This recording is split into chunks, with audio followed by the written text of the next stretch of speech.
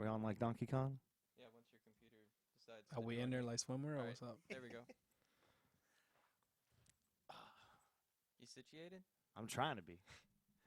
Alrighty. Ladies and gentlemen, we have a very exciting episode today on the Strange Herd podcast. We have the one, the only, the immaculate, the beautiful, and the absolutely downright everything you could ever want out of a man, the wonderful Mr. Carlos Granados. What's going on, man? What's going on? What an introduction. Dude, I try to make you feel special. Now I'm a little nervous because of that now. I feel like I have pressure now, right? There's a very high standard. Ugh. But dude, oh my god, man. Okay, just so everyone knows, like I've been like dying to have this man on because not only is he an amazing person, but we've also played on the state champion football team together. Dude. We've watched each other grow. We actually both met each other in a Best Buy when we were both like, I think I'm starting a podcast. Yeah. Do you remember that?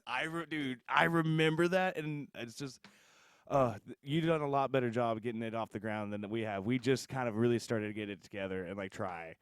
And man, we're like, I've been seeing your stuff go up and up. I mean, dude, last time I checked, you're at like 30-something thousand subscribers. Yeah, Like, so I have 3,000 subscribers, but I have close to half a million views on like That's- my yeah. YouTube channel and also like my podcast. yeah, dude. So. Which I was like, bro, we gotta get this guy on here before he gets too Yeah. big. We have, I've been grinding it, man. I've been doing taking the podcast more serious. So once I hit the 3,000 subscriber mark, yeah, I was like, I wonder if I actually put like full effort into my YouTube channel and also the podcast, how fast I can grow. yeah, And there's different ways you can grow with like YouTube Shorts and stuff, which is Yeah. a really good way to get exposure.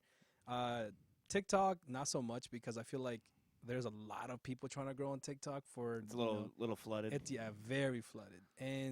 But Shorts, it's a good wave to catch because I feel like it gives you like decent exposure even if you post like any type of short video, and it's only a minute long. So if you Yeah. do like a 30-minute podcast to an hour, you can have so many clips that you can post throughout the day. Yeah, Seabass, he was the one that really turned me on to this. Like, bro, you need to let me handle the shorts. And Shorts, man, I'm telling you, Shorts. Even if you like have like the right tags, is important to do. Oh yeah, I mean, Yeah. dude, that was the one thing I told myself when I was looking over all your videos, and like I was trying to just catch all the highlights I could and stuff. Yeah. The one thing I was like, Jared, do not just bombard your boy with just a bunch of, how'd you do this? How'd you do that? How'd you do that? I was like, we can save that for after. Because, dude, there's so many cool things I saw, like, on, like, your different videos that I was like, oh, I definitely got to pick it. Like, we got to go deeper into that, like, and stuff. Like, so, I mean, like, I'm excited. We got a lot to talk about. I'm here, man. And if you ever need help, just let me know because I'm gonna ask you questions even about the setup here too. So. Oh, yeah, dude. I mean, for me, like, the podcast idea, like, I didn't, like, it felt like I was just a drop of water in the ocean. Yeah. But I was, at the same point, I was like, dude, this will be a great way to push yourself. Right. Like, to have something to stay committed to, Yeah. stay, like, on top of everything, and then, what's the worst that could happen? Of course. No, 100% though. That mentality, I know it's like, yeah, what is the worst that can happen? But I actually thought about that with my channel. I was like, Carlos, you're always going to be posting videos about your health and, you're growing a little bit, like you're getting monetized now on YouTube. Mm-hmm. And if you're going to be doing that for, almost the rest of your life, because it's a passion for me, Oh, yeah. it's like, why not make a podcast? Why not, try to see if I can expand in different routes and see where that gets me. So instead of, being in a certain spot 5 years from now, I would be in another spot 10 years from now. Oh, yeah. Let me silence my phone. You good, baby? Rookie mistake. Oh, you good? So I thought about it and I was like, we'll see if, where it takes us. But right now I'm concentrating on just making sure that I'm putting content out. I've gotten to the stage of like content, even if it's a video a day on Shorts Yeah. and, Yeah. put it out there. Dude, I mean, that's, I don't know. I think, you familiar with that Oliver Anthony guy that came out with the Richmond, North of Richmond song? Mm. He's the ginger guy, or like playing out, like he exploded onto the music scene, and he sang it like this political-ish, to say the least, somewhat political. But it was a song that he had written, and like it just he just put it out there. He's like he turned his life over to God and just said, Lord, I want to put this stuff out there. Next thing you know, he's got 300 million views or some crazy. And he filmed it on a Samsung. He just put his Samsung up on a tripod Yeah. and recorded it. Man. And like and then it blew up. And the next thing you know, it's just like, and I was listening to like a bunch of people that are saying, dude, if you don't ever put it out there, it's never going to be good or bad. Right. Because you're never giving it the chance to Yeah. be good. Yeah. And, you know, like we were talking earlier, how you're starting to learn a little bit, getting into the keyboard. Yep. I was like, dude, if you've gone through a lot of tough, like, trials and tribulations and you've come out on top. So it's like, you know, it's like if you just try hard enough, Yeah. you're going to get something out of it. 100%. 100%. And that's very important. Just put it out there, right? It's Yeah. like, 401k, like, yeah, you can worry about, I think this is like an analogy I always think about, like your 401k, right? If you put money into your 401k and you're worried too much about, like, the interest rate that you're going to get 8, 10, 12%, like the important part is that you put money into It's it. going in there. It's going in there. That's the important part. And it's just like, content creation, because now you become a content creator, and like now as long as you keep posting something out, not worry about the numbers, eventually, like, yeah. it'll keep growing, and you Yeah. never know when your lucky day can come. Dude, and like, I mean, like, if you just try, it's like the worst thing that could happen is, nothing at all versus like, or the worst thing that could happen is like you never put it out there and never give it Right. the chance to turn into something. Yeah. Worst case scenario is that it turns into something and it's like, well, I guess we got to ride with We this. gotta, It's working. we got to either we're going to let it die or we're going to like, keep the fire stoked and stuff on these things. And I mean, like with the music part of it too, since that's always been a huge part of my life, just talking with other musicians is really what it's like. I love doing that, and especially at shows and things. So Yeah. it's like, hey man, if I can get you, like, if you coming in town and you want to like shoot something real quick, like, come on man, let's just go and talk and not take it too seriously. Right. And because sometimes there's just this weird thing with musicians, especially if like they're, real into that phase where like, I need to grow, I need to publicize, it's like, dude, Mhm. if just let the personality that God gave you, Yep. like Seabass has said this to me 1,000 times, like, just let you just be Jared, Yeah. and then people that like Jared People- are going to like you. Yeah. And I mean, dude, that's why like people like you and our beloved Banana Man, whose birthday it is, if you've seen he's the guy that's always in the banana. He's the Banana Man. Yeah. It's his birthday, so that's why he's missing this episode. We gave him the day off. But I mean, like everyone loves both you guys, I think, holistically, because you guys literally are just, I'm not anybody. I'm not trying to be anybody. You're just Carlos. He's just Banana Man. Nah, but you're right though, man. Like, I feel like you have a personality for it though. Like, I feel like you've always had a personality for that. So as long as you stay true to yourself, the people that like you will continue to watch you. It doesn't matter what you put out there. You know what I mean? Yeah. Like, there's a reason why a lot of podcasts and different like things take off faster than normal, but it's because there's a lot of entertainment. What I try to do with mine is try to have substance behind it. Like, I want to see like and hear, like, when I host people on my podcast, like, what were your struggles to get to a certain point? What did you go through? What about your faith? How was that affected? And people, it doesn't matter who you bring or what you do or talk about, people will always know that that's going to be there, and that's called substance. Yeah. And like, I want to have that, I'm not, trying to have just debates or, try to get too political. I feel like I want to stay in that ground because, first of all, it takes less pressure from, just being who you are. Oh, yeah. People will love you for that. So, Well, speaking of which, one of the cool things that I saw was and I love this about, like, I think this is really ever since people really started being serious about their health. I saw, like, you have gone over and really documented all your health struggles. yes, Like, dude, a lot. like, I mean, I would totally recommend anyone, because you had it was not, I'm going to get it mixed up. Gout? No. There was I'm gonna let you're I straight. got you. Yeah, I got you. No. I don't blame you. So, I was like, you went over a lot of stuff on there, Yeah. so I was like, but yeah, I mean, like, dude, like, just kind of give like a chronological, like, what, like, because you went through a lot. it's a lot, homie. It's a lot. Surgeries. How in depth you want me to get? Because we have. Oh, dude, we got all day. All right. We got as much time as you're willing to give. I will take. Bet. So, if you have questions along the way, just stop me too, because I guess because it's my health issues, I'm very passionate about. So, back in 2016, I started suffering from something that's called GERD. GERD, So that's what- okay, sorry. gastroesophageal reflux disease, Yeah. It's also known as acid reflux. Yeah. People know it as acid reflux. So, but my case, unfortunately, was very extreme because my stomach kept pushing out food content back into my esophagus, right? So every time I ate, I would feel the like this feeling of food coming back to my esophagus, and I mean, obviously, first of all, that's a really really bad feeling. But I ended up finding out that I suffer from GERD, and unfortunately, those issues also affected my heart rate. Like my, like the, I would get tachycardia because of all those issues. Which at the point it was very scary because I didn't know what was going on with me. Yeah, it's all new to you. Everything was new. So doing research, going to doctors and doctors. So the first step that we took was check my heart, see if it's actually healthy. And I went to a doctor. I did a stress test. I don't know if you ever heard of a stress test. Is it? I've seen someone where it's like you're just kind of running on a yeah, they treadmill. put leads on Yeah. you to check like your electrical pathway, how your heart beats, and if it's normal, then you're good, right?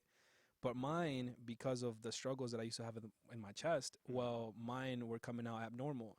So the person that was doing my test recommended me to go see somebody called an electrophysiologist, which is a cardiologist, but it specializes in that area. So when I went to see her, she was like, "Well, I will recommend you to have a heart surgery," and I was like, What? "Yeah." So after she said that, I was like, everything else she said from heart surgery, I blanked. Yeah. I was so shocked. I was like, "Homie, like." I'm 20 at the time. I was 23. I'm like, I'm 23, and you're talking about heart surgery. So I actually had to make her repeat what she had said. Like, Yeah. what did you say? A heart surgery? It's like I heard you, but I wasn't like there. I was I was hung up on the heart surgery part. Correct. And she explained to me what it was. So, because of the abnormal electricity that my heart was shooting, according to her, they had to go in with a catheter. They go through your artery, and they go through your legs, right? Yeah. And they go all the way into your heart. And what they do is try to ablate it. So basically, either burn it or freeze it if your heart's producing an extra electrical pathway. Because eventually, if that gets really bad, it can cause you to have cardiac arrest and stuff Yeah. like that. So I had to make a big decision when that happened. I'm not going to lie to you. When I came out of that office, I went to my car and I just cried. I was like, I'm 23. We're talking about heart surgeries. I'm not in good health. What happened? Yeah. Like, what changed? I mean, dude, you were a stud the whole way through high school. That every bit of it I remember. It's like, I mean, I was rehashing it with a buddy of mine. I was like, you remember Carlos? He's like, yeah, dude. He's like, one of my favorite moments was when we were playing the Burtmar game. Oh man. And Oh, that was my favorite moment. oh yeah, dude. And I mean, like the whole like just coming back and stuff. And I was like, people doubted you, and then it's like you get to that point. Like that's the thing is like I've always known you as that guy that does not give two. Are we over a minute? We don't give two shits. you don't care like what other people think. It's like if God's gonna make it happen, it's Yeah. gonna make it happen. And so and then kind of watching like the page and stuff grow and seeing all the stuff you've been through. I was like, dude. I mean, I can only imagine because I've only ever seen you as like a overall athletic looking guy Yeah. that's tried hard at everything that he's done. Yeah. So I mean, like being told that, hey man, one of the most important art pieces of your body, like that's a life changing decision. And I thought about that, man. And that's a great point because I thought about how athletic I used to be, and again, the things I even overcame. Like even when I transferred schools in high school to go play at Brookwood, like the intimidation factor that I had to go through because all you guys are fucking good, man. Like all you guys are just the breeding football players out of there, bro. Like you were in a varsity player as a sophomore. Yeah. Like, and I'm over here. I'm your same size as a senior. So, even I've always gone through those challenges, and I've accepted them. Yeah. But when it comes to your health and something you can't really control, that's the hard part.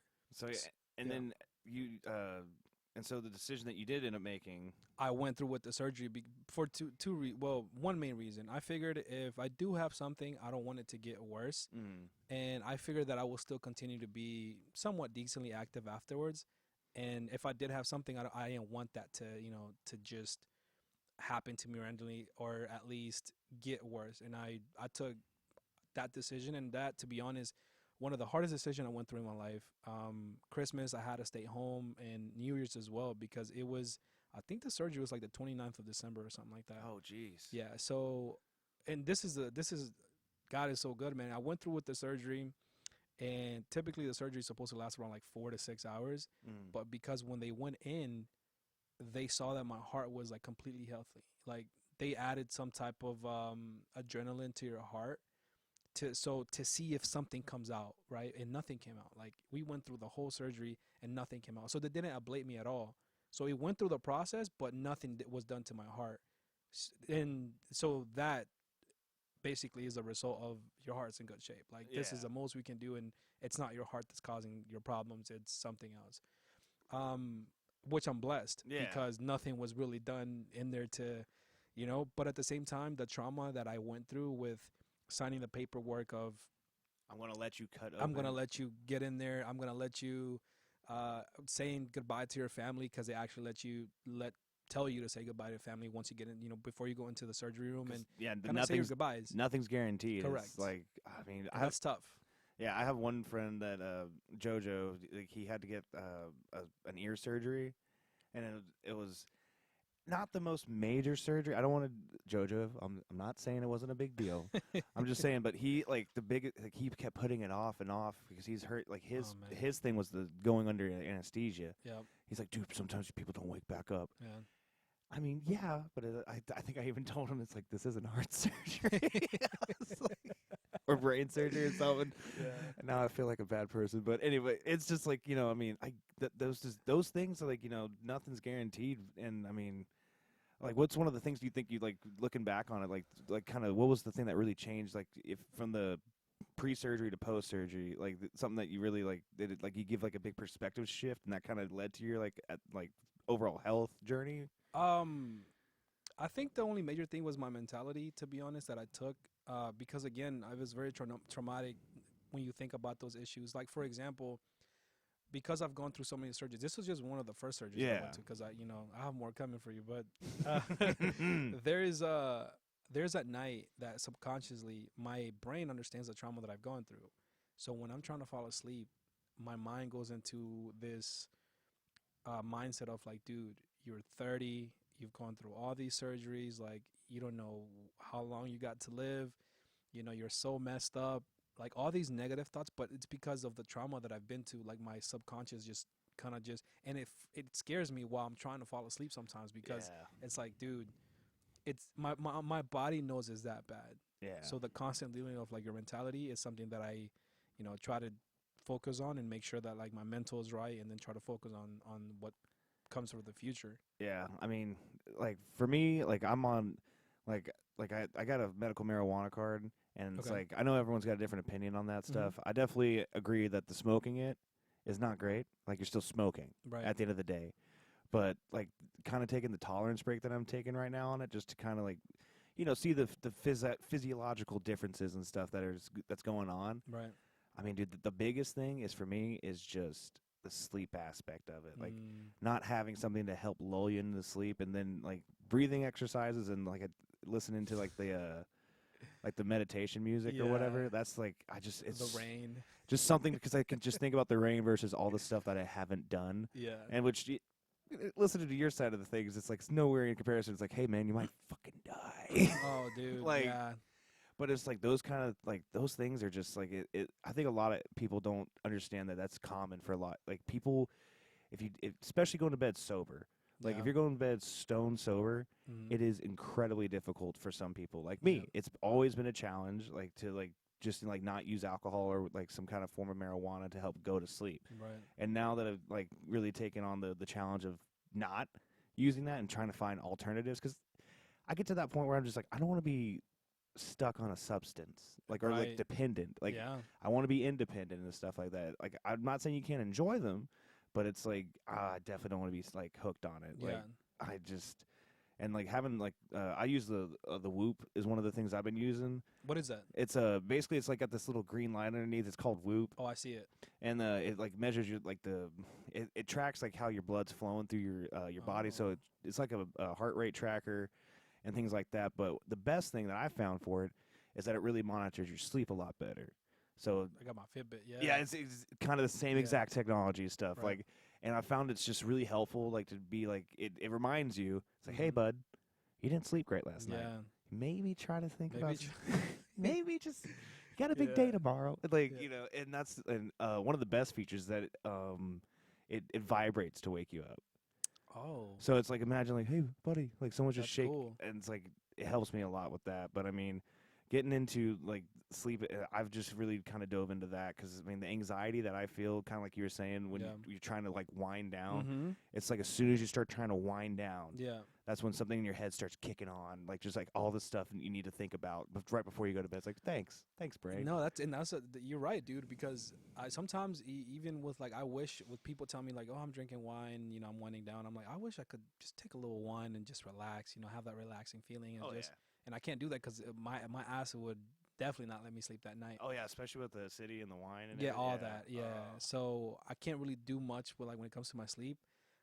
So the breathing exercises that helps me a lot. Whenever I can, stretching also. So it's a process. It's like a planning that you have to do almost every day to like to get some sleep. I mean, we ain't spring chickens anymore. Dude, we're getting bro. I'm telling you, man. What happened? What? What happened, bro? I'm telling you, man. I always ask myself that question. What happened?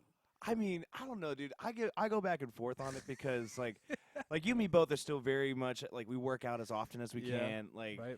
my dad always is. Anytime I saw him earlier today, that was helping my grandparents get their house ready to move to their the retirement community. Okay. So that's why I was late, and I'm sorry. No, you're fine. That's grandparents. That's perfectly fine. Well, it's like I was like helping my grandma, and she's like, "Here, do you want this? Do you want this? Oh, wait, before you go, let me make you some stew." I'm like, "Grandma, Oh, I can't say no to you, but I'm trying." And she's like, "What do you do with this podcast thing?" It's like you shoot videos on the internet, and it's like, "Grandma, it's like, you look, I'll show, I'll hear it." So I made her subscribe, I think. On her, there we go. One Another more. subscriber.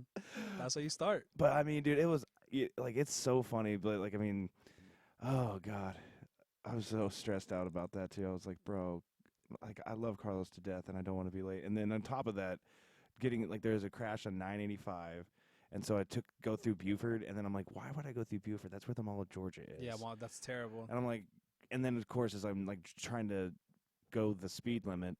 Like I'm driving the speed Yeah. limit and not like driving erratically because I'm a safe, low risk driver. If my insurance people are listening, Oh, they're about to. they're gonna They're ready to jack go me now. up. Yeah, but I mean, dude, it was just like insane. But I mean, like watching like how the like going back on like the working out stuff. Like my dad, I saw him like, and he's just like, hey, just please like be careful when you're working out in the gym, man. You're not in high school Yeah. anymore. And he would say that to me all the time. Like whenever he sees me, just like, hey. Don't ego lift. Don't ego lift in there.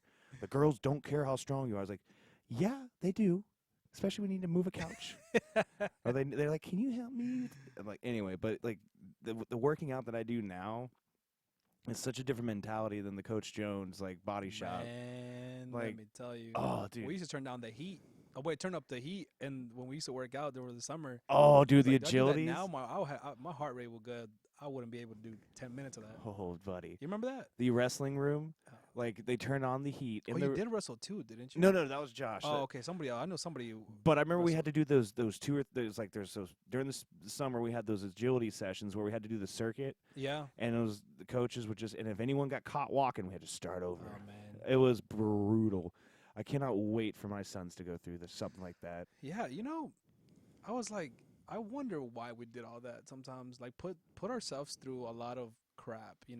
Well, I think for the agilities one, it was supposed to be to make you miserable together, so like you bond through misery, or what's a trauma bonding. Yeah.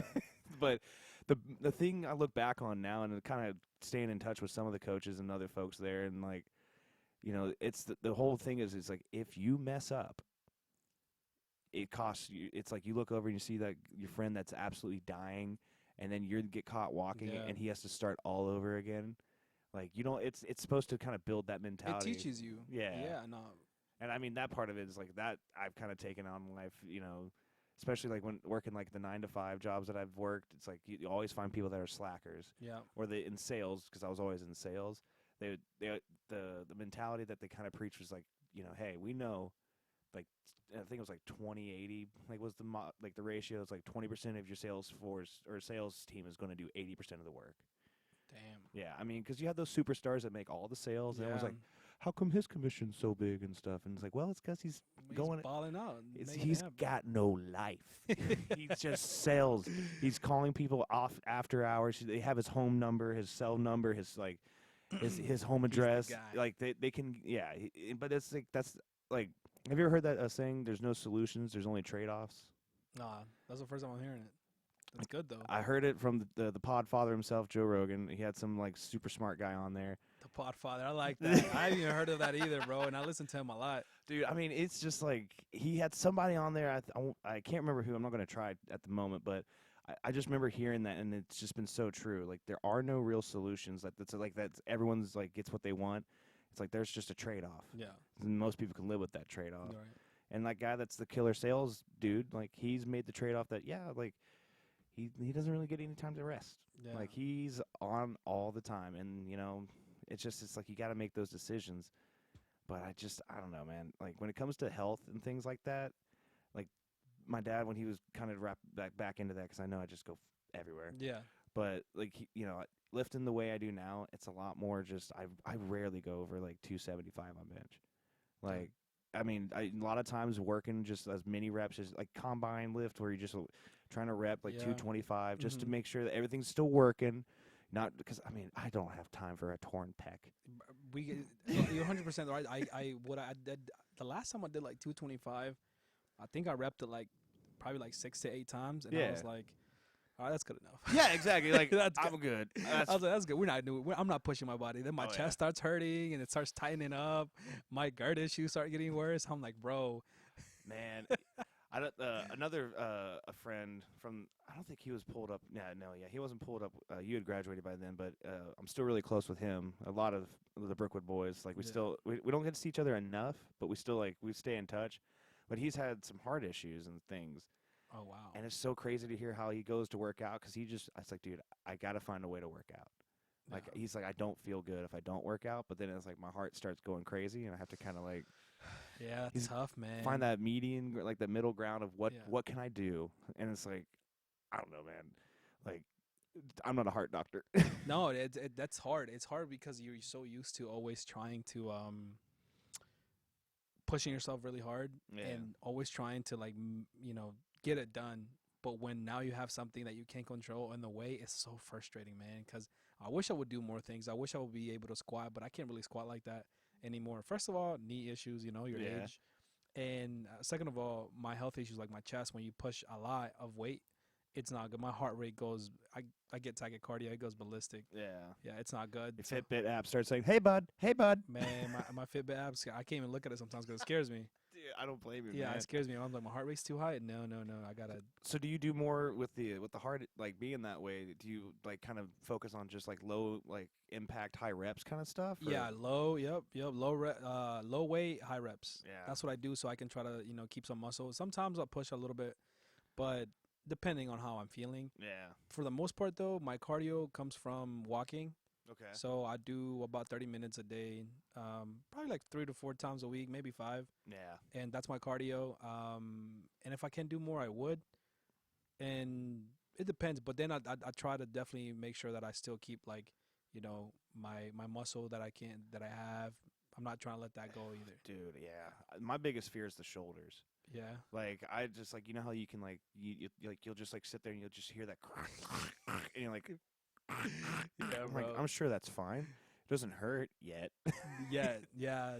Like that's my big thing is like I want to make sure my shoulders stay as like mobile as possible because I mean even like I got this like elbow like issue now and it's literally from like strumming like the guitar and it's like I mean because you think about it if I play 4 shows a week plus practice and then plus the drums and like everything else like my and this is my dominant hand so it's hi-hat and then it's the one I'm strumming at all the time like it's just it's like I'm like or is that from like when I did like Skull Crush like a couple years ago and I went too hard like I don't know which it is but it's like those like things they add up and I mean like you said with squats like my knee like thankfully has been very generous to me but I do not like I would like I have to be severely like I have to be very very angry to do 3 plates like to do squat 315 for any reps. Oh, I got to be outside my mind.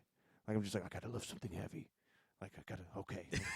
Like that's but I know that's my top ego lift right now. I will not go over that like anymore. Even though I feel like I could, Yeah. I can't risk it. Yeah, I feel you, dude. I wondered, I was about this earlier. Like, I wonder sometimes if it's like everything you went through, like, in high school with like injuries and stuff and like football. I was like, man, was it worth it? Because now I'm dealing with some shit for the rest of my life. Like, Yeah.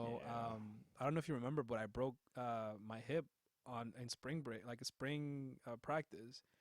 Yeah, we didn't know each. Wait, did I? What was it? Yeah, I broke my hip in spring practice. And then you came back. And then I came back. That's why we were so hyped up when you had that like the killer like sack on Burtmar and everything. Yeah, everything. Yeah. So what happened was I hurt. We were doing Oklahoma drills, right? I still love Oklahoma drills. I know they're dumb and it's Neanderthalic. Yeah. And that's a new word now we're going to put into the dictionary, Neanderthalic. Don't ever give up Oklahoma drills. But continue to tell how Oklahoma drills totally fucked you up. love it, man. If you love football, you love Oklahoma drills. I used to love them. I used to love Oklahoma drills. But when we used to do them, there was this guy I went up against, and whenever we hit head to head, I think I planted my foot wrong on the left side or something, and all the pressure went to my hip. So I heard something pop, and I got pancaked after that. Yeah. So I stood at the ground, and eventually I went to the doctor. I got some x-rays and stuff, and the doctor was like, I think you might be done for the season. So that was hurtful because I was like, dude, I'm working so hard, and the first 2 days that I practiced for Brookwood for the first time, because I only played 1 year, right, for Brookwood. So the coach was telling me, like, yo, keep it up because you might see the field. And then I didn't have any expectations, but I was like, shit, if I see the field for Brookwood, I was like, yo, this might be a good thing. Something. It might be a good thing. So my dreams went down the drain. The doctor was like, yeah, we're not sure if you're going to be able to recover in time because this was like around May and football starts in August. So a couple months passed and I went back to the doctor and he's like, yo, this is actually healing pretty well. Like, you're doing well. So I went back to Coach Cruz and I was like, hey, Coach, I'll be back like after the 4th of July. And I think you guys were going through like a really tough moment on like that June or something. He was like, oh, you'll be back right on time. How convenient. I was like, well, the doctor is saying, Yeah, God bless Coach Cruz. He had a way of saying, oh, you're going to be back in time just for the big games? It's like, yes, Coach. Man, hey, man, I don't know about you, but did Coach Cruz ever feel like intimidated you? I always felt intimidated by Coach Cruz, man. I don't know what it is, but he got that demeanor, man. I was he like, definitely had like a Nick Saban kind of like he could stab you with his eyes. Correct. But I mean, I was more scared of Daddy Jones. See, I wasn't. I love Coach Jones. I was cool. I felt like it was. I shouldn't say I was scared of Coach Jones. I was more scared of letting him down. Oh, okay. That's a better way to put it. Yeah. Like, as scared of like Coach Cruz just absolutely making me do bear crawls until I died. I would rather do bear crawls for the rest of my life than ever upset Coach Jones and like let him down. Coach Jones was that's what you used to hold the line. Good job. Yeah. Now I got it. Yeah, dude, that was the best part. Like, I mean, Coach Cruz and me, like the scariest moment was, I think it was junior. I think it might have been my junior year, and something. It was during Thanksgiving, and I missed a practice, and he's like, no, senior year. That's why I thought I could get away with it. Just be the first of practice, man. Well, it's like one of those practices that was during one of the breaks. That it's like so. I think it must have been around Thanksgiving, but it was like hey, I know we're not in school, but we still have practice, right? Because we were still playing that next week. That next Friday. So I mean, and it was like Monday practice and stuff, and so I was just like, my parents like, look, we will tell the coach. And then my parents didn't write a damn note or anything. They're like, what are you talking about? Like, we didn't stop him. I was like, you literally drove me to Florida, Mom and Dad. Oh, dang. I'm kidding, but it's like I ended up, we as a family decided to make the decision I wasn't going to be there. And then I walked into Coach Cruz's office, I walked into not his office, but he had that little, he ran the in-school suspension, that little room. I walked in there and I just said, Coach, I am so sorry. I made a choice and a decision. I will take whatever punishment you give me. And then the guy that's got like 1,000 years of like in-school suspension is like, bro, that was smart. You just owned up to your mistake. I was like, bro, I'm just trying to live. Yeah, you don't understand what's coming. Like, you don't understand. I'm going to face hellfire. That's so funny you did that because I did that when I missed practice also during that same summer. And I came back to Coach Cruz the next day. I was like, "Hey, Coach, listen, I missed practice yesterday. I have no excuse, and if you want me to, you know, run some, what is that, the crawler one? Yeah, You oh, know what I'm talking dude. about? Well, there's bear Bear crawls. crawls. Yeah. He was like, don't worry about it. You're gonna stay after practice today. And I was like, fuck, man. Like, he was like, don't worry about it, homie. You're staying. Don't worry, we definitely- got you. Yeah. We got you on the clipboard. It's like, and then all right, everyone but Carlos. Let me see you after practice. Oh man. Oh, but dude, I mean, going back on your point, I think I've had that thought too about was it worth it? Mm-hmm. Yeah. I It's a very important. like like I feel like I can't be upset because I went into the expectation like I almost didn't play in high school because like I was like, dude, you can't. I'm not going to play in college. Like I already knew that I had pretty much topped out on my height, and there's only Right. so strong you can get. Right. And I was like, dude, I'm 5'11" in cleats. Seabass, There it is. shut the fuck. There it is.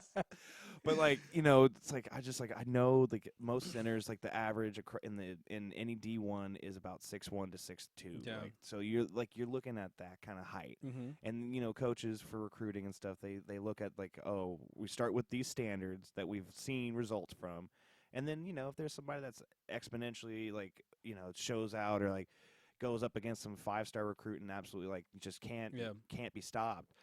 Like then, there's some standouts. There's always an expectation of the rule, but I knew going into like high school, I was like, man, I might not. I mean, we won the 8th grade championship, so I was like, I've played enough football. Like I've been playing since I was playing since like, I actually started late. I forgot. I started playing like in 5th or 6th grade, and then that's how I met. You started late. Damn. Well, shit. Shit. But I mean, I was walking in there with that group, like with Adam and everybody else that we like. They'd been playing since, they were allowed to hit. Coaching just like I think they started around like 3rd or 4th grade or something like that. Like they gotta let you get big enough to where the helmet doesn't make you fall over when you get down. Oh, to that. the little pee-wee stuff. Gotcha. So I mean, I was walking in there and everyone kind of knew what they were doing and everything, and there was like all that stuff. But man, like I just knew going into high school, I was like, and my dad told me this. He's like, you only get 4 years of high school ball, and you can never go back. Right. Like 8th grade is fun because you're just playing with your friends, Yeah. but now you're playing for like a family. Yeah. And I mean, if you're lucky enough, which I feel like we can talk about this too, like I feel like that's kind of degraded a little bit with like how people will like move into their grandparents' house or like they'll get an address that's Just in playing. just to play at these schools, and it's like a kind of backdoor way of recruiting. Yeah. And don't hate the player, hate the game, whatever. Right. But I mean, I think that's what's special about high school. Like, for the most part, yeah, you don't get recruited to play. Like, you typically like you yourself. You grew up with a bunch of group of friends, and I came into the district because my parents just moved. It wasn't for football. It was just it's a good they wanted me financial to- move. Yeah, they wanted me to go to a better school, and Brookwood was the one we moved to. So you don't get recruited. So when you do win, I feel like it's very special because you weren't recruited to go there. You dealt with what you got, and you made that shit happen. And you're like, and you became in our case like state champs. And I'm like, that's kind of special. You know what I mean? Like like college, you get recruited to make a team. NFL, you draft, but in high school, typically you don't. It's It's your folks. yeah, it's your fault. It's like your neighborhood against. It's like when you used to play neighborhood against neighborhood. It's like your side of town against your side of town, and this side, and most of the time you actually even know the people you're playing against sometimes because. Well, in my case, I going to church was a huge part of my upbringing through high school, and the church that I went to, love them to death, but they did a really good job of getting people from all the different schools to come there. So it was like, especially like in middle school, like a lot of the kids went to that church that were at the Brookwood. A lot of kids were at Parkview, Grayson, some South Gwinnett, some Central Gwinnett people. A lot of Gwinnett's, almost all. There was somebody representing every Gwinnett County school. Yeah. And that was not fun when we lost. But I mean, like you said, with the high school or like the neighborhood thing, Yeah. like just being able to say we live in the same place, Yeah. but we're better than you. We're better than the whole state. Like, and then we did that. You know what I mean? That's different. That's Yeah. cool. No, it's a good experience too, man. Well, yeah, I mean, and that's kind of like what I'm thinking about when it comes to the trade-offs. Like Yeah. mentally, I feel like I was like it made me a better person overall. And that was the kind of the trade-off. Like like I was lucky that I didn't have too many big major injuries. I had a couple shoulder like injuries and stuff during senior year, and then but other than that, like I was lucky enough to walk away, Yeah. not limp away, not get pushed in a wheelchair away. Yeah. Like so, I feel very blessed on that. But I mean, like, what are your thoughts on it? Like, do you feel like it was worth it? Like No, overall? I think 100% worth it because I feel like, well, first of all, at the time I wanted to be there. I wanted to play football. I wanted to see if I could play college football, which, to be honest, I feel like I could, but then again, a lot of different reasons as to why I didn't. But I felt like I could. I could carry myself. You know, probably just make the team at least. Yeah. You know what I mean? At least a college team. And I feel like it gave me a motivation, a drive. So because of football, I went into GGC. I trained a lot. Go Grizzlies. Go Grizzlies. Shout out to GGC for real. I played. I actually played. By the way, I don't know if you know this, but I played for the flag football team. No way. And at GGC, and we won the championship. So if you win a championship at your school, you're eligible to play in the national like the national stage of flag football. What? And we went to Florida to play for the championship. How'd that go? We lost in the playoffs. Well, I mean, dude. but still, you got there. Everybody's coming like from across the country. Like there were kids from the West coming to Florida to play us. Yeah. And we felt like we did pretty well, but that happened, and eventually when I went to Georgia State, I went because I wanted to play football. Yeah. And either Southern or State I feel like was a place where I could probably make the team. Right? Yeah. And my grades were not that good, but I felt like even after I graduated from State and football was done with, I concentrated on my studies, and it got me to that point where I'm like, oh, I'm in a good school. Now I got to make something out of it. And because of that, now I have a really good career. So, it worked out in the end. It worked out in the end. So God's I plan. love it, but I'm like sometimes I'm like, yeah, maybe if I didn't have the hip injury or if I didn't get hurt at the state championship game, I wouldn't have all these surgeries and shit. Like, Yeah, I mean, but still, like I feel like that was, like I've learned, especially the more I look back and look at where I'm at, the more I realize, oh, he had a plan. Oh, this was all planned. I am an idiot, and this was all. This is got you. And you know what though? I always think about the brotherhood we built, like even us, and forever and ever, like our school will always be that year. We'll remember for that, and I feel like that's something special that your kids can be proud of, your family can be proud of, your community's proud of. Oh yeah, and it's like that's pretty cool. I think that's always gonna be cool. Well, and like I mean, dude, to be honest, not only did we have a lot of really good players that played together through the majority of their football career, they all played together. Yeah. And so the seniors and the juniors, they all were in it so hard for each other. Like Right. they all that lake outing trip that we took. Yeah. Wait I didn't go because I was scared. it- I was new. I'm telling you, Jared. I was new to and I was like, I don't know if I should go because who do I camp with? I feel you, dude. You feel? Oh yeah, as the sophomore that was brought along as fresh meat. That's like, let's see if this guy can prove himself. We're gonna beat the shit out of him. And That's so funny. oh, dude, it was a great bonding experience. But I mean, like, dang, I was about to say, it's like I was trying to remember, like, because there was the volleyball game, the volleyball fight, the almost drowning in the lake trying to fish. Who drowned? Who almost drowned? Oh, What? look, okay, look. I didn't know this. I have to be very careful how to describe this. Oh. Dun, dun, dun, dun. But one of the bonding experiences that we were trying to have, and this was really cool, that some of the seniors were like, "Hey, we're going to bring Don't some." tell me you went skinny dipping. No, no, no, no, All right, no, no, cool. no, no, I didn't no. know if it was going there. You know what I mean? There might have been some streaking, but All right. But it was what was funny is like, and what was really nice is that some of the seniors and some of the more redneck guys Okay. were like, "Hey man, we're gonna like bring some extra fishing poles so that way we can have some of the younger guys come fish with us." Because I don't know about you, but like growing up, fishing was always like if you go sit next to somebody for like 3 or 4 hours, you eventually talk about something. And so everyone was like going out fishing, and a lot of the people that were on the football team that hadn't gone fishing before and stuff are like, "Yeah, dude, I mean, let's go catch something." Like, Right. because our mentality is like, we're going to catch something, we're going to cook it, we're going to eat it, which was Y'all were trying to do the most, is what we Yeah. call it. Yeah.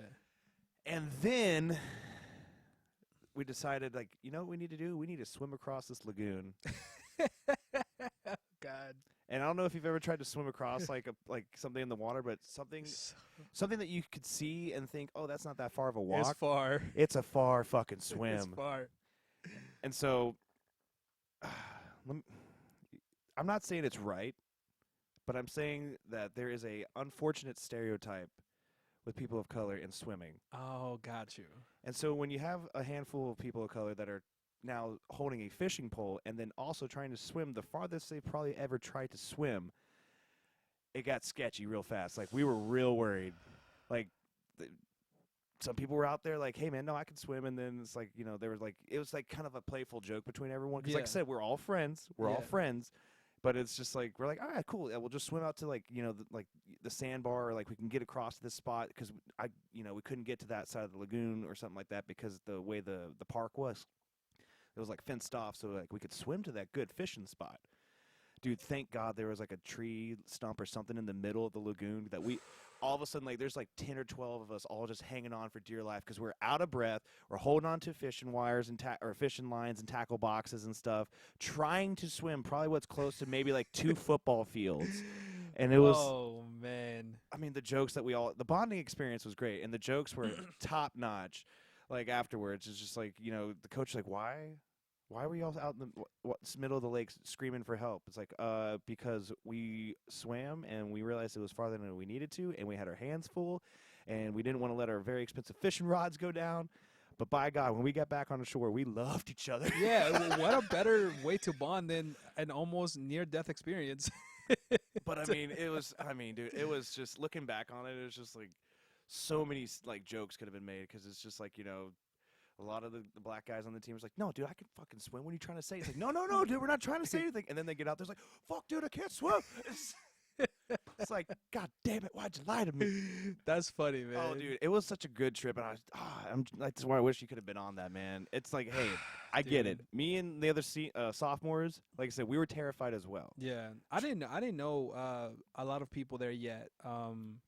So I didn't know who to really make, who to go with exactly. If I would have asked somebody, somebody would have guided me. But it wasn't until like this, I started playing and practicing where people started getting like more notice of me, and it was like, oh, it's Carlos. Like, okay, cool. Yeah, he's the one that fucking knocked my head off. Yeah.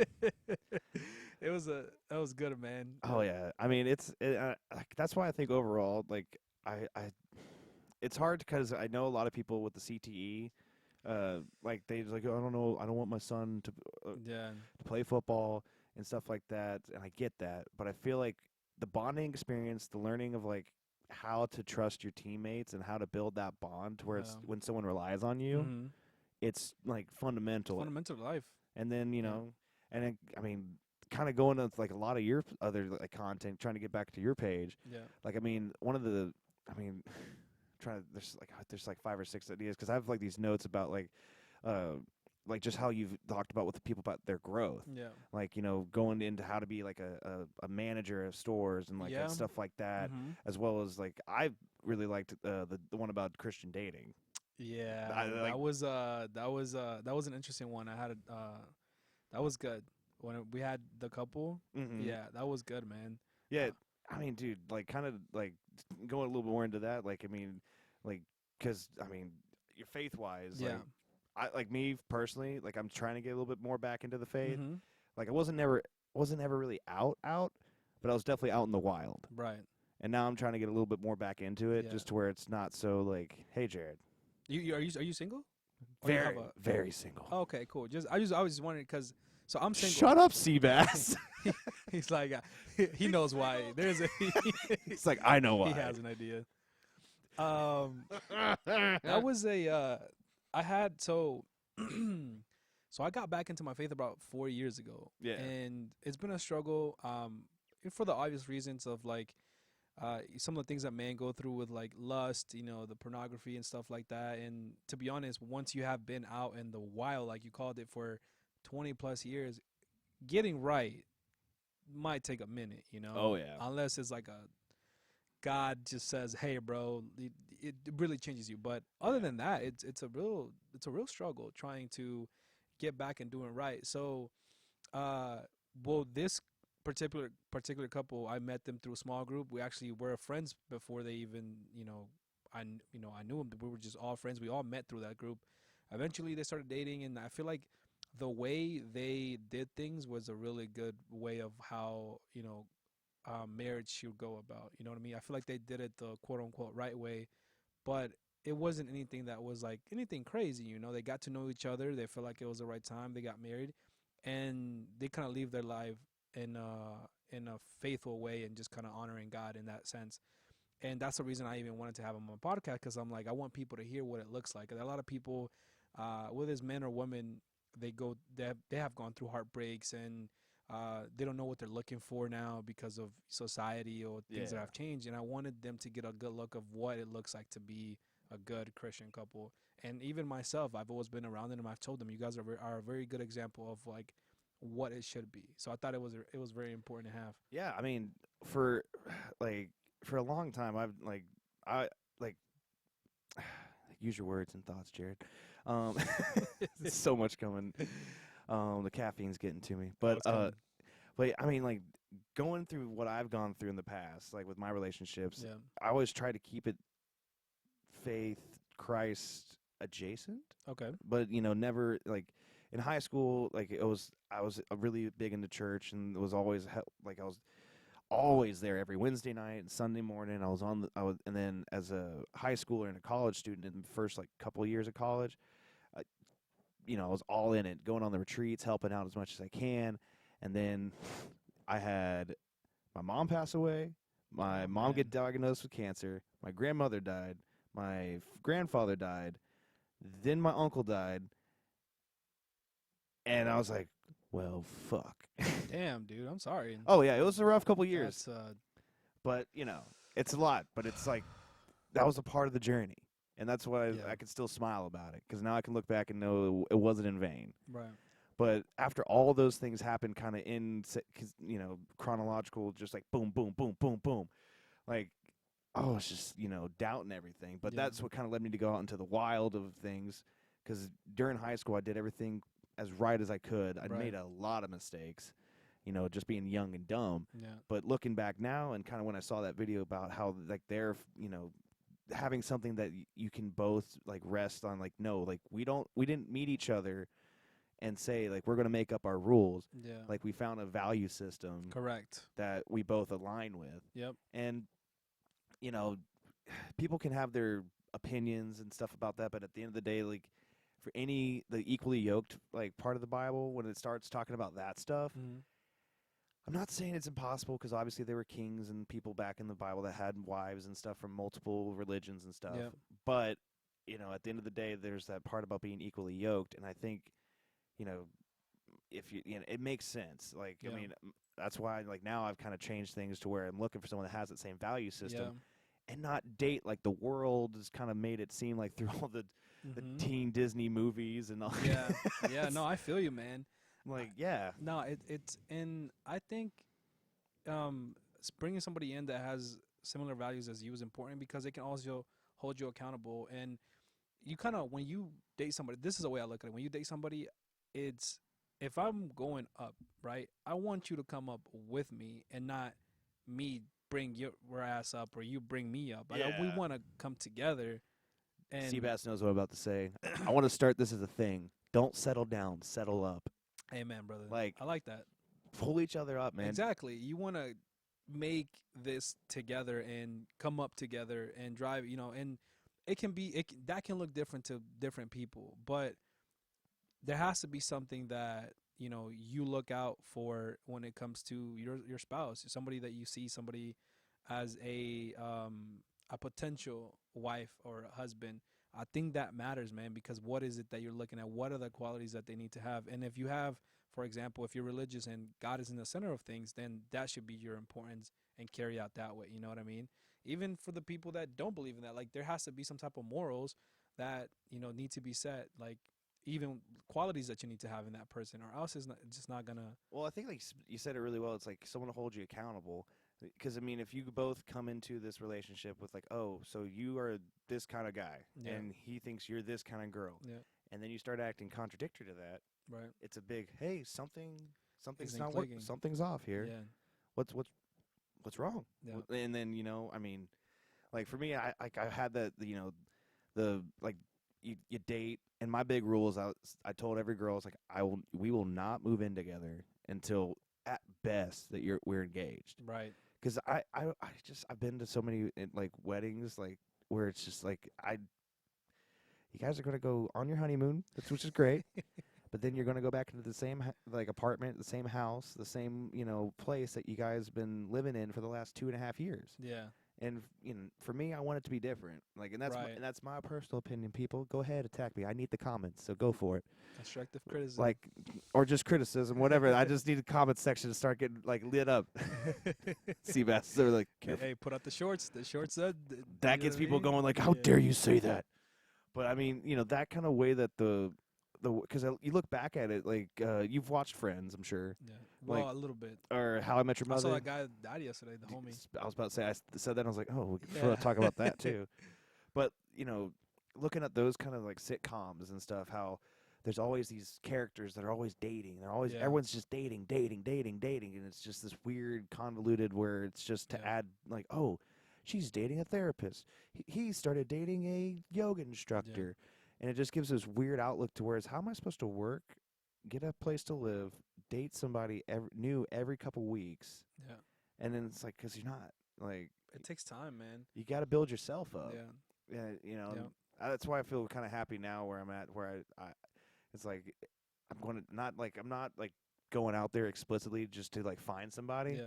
I'm going out there to grow as best as I can. And, kind of like you were saying, like on the come up. It's like, I'm just going to strive for my goals and all the things that I'm trying to do. Yeah. And, like, have you ever heard that saying, love's what you find when you're not looking for it? Yeah, I heard of that. I mean, that's your vibe right now. I'm just like, hey, man, somebody's going to come along, and as long as they can get on the trail with me, we can get after it. I feel you that, man. And to be honest, because we're single and I feel like we have, plenty of time on our hands to do what we like. For example, podcasting, right? That's a beautiful thing to do, man. It's like, at least you're trying it out, see how it goes, and then if you enjoy it, you can continue that.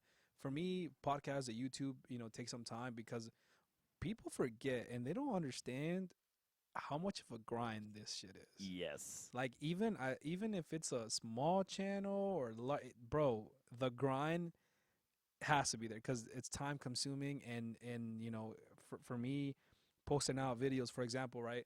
I have to post out videos like updates on my health, and on top of that, I have to have a podcast every week, and then on top of that, I have to make videos from that, clips, edit. It's a whole other grind. It's a whole grind. Because you got your main grind, and then you got your secondary grind, and then that third grind that helps the second grind, and then exactly. Yeah. And that's a grind. And like you said, you have your main grind. So I have my full-time job, that's my main priority, the YouTube stuff and all that stuff. And then now I'm trying to learn how to do the piano. And I think a lot of it's because I'm not if I was in a relationship, I don't know if that would work out the same way. I would have to maybe, definitely maybe split some time with.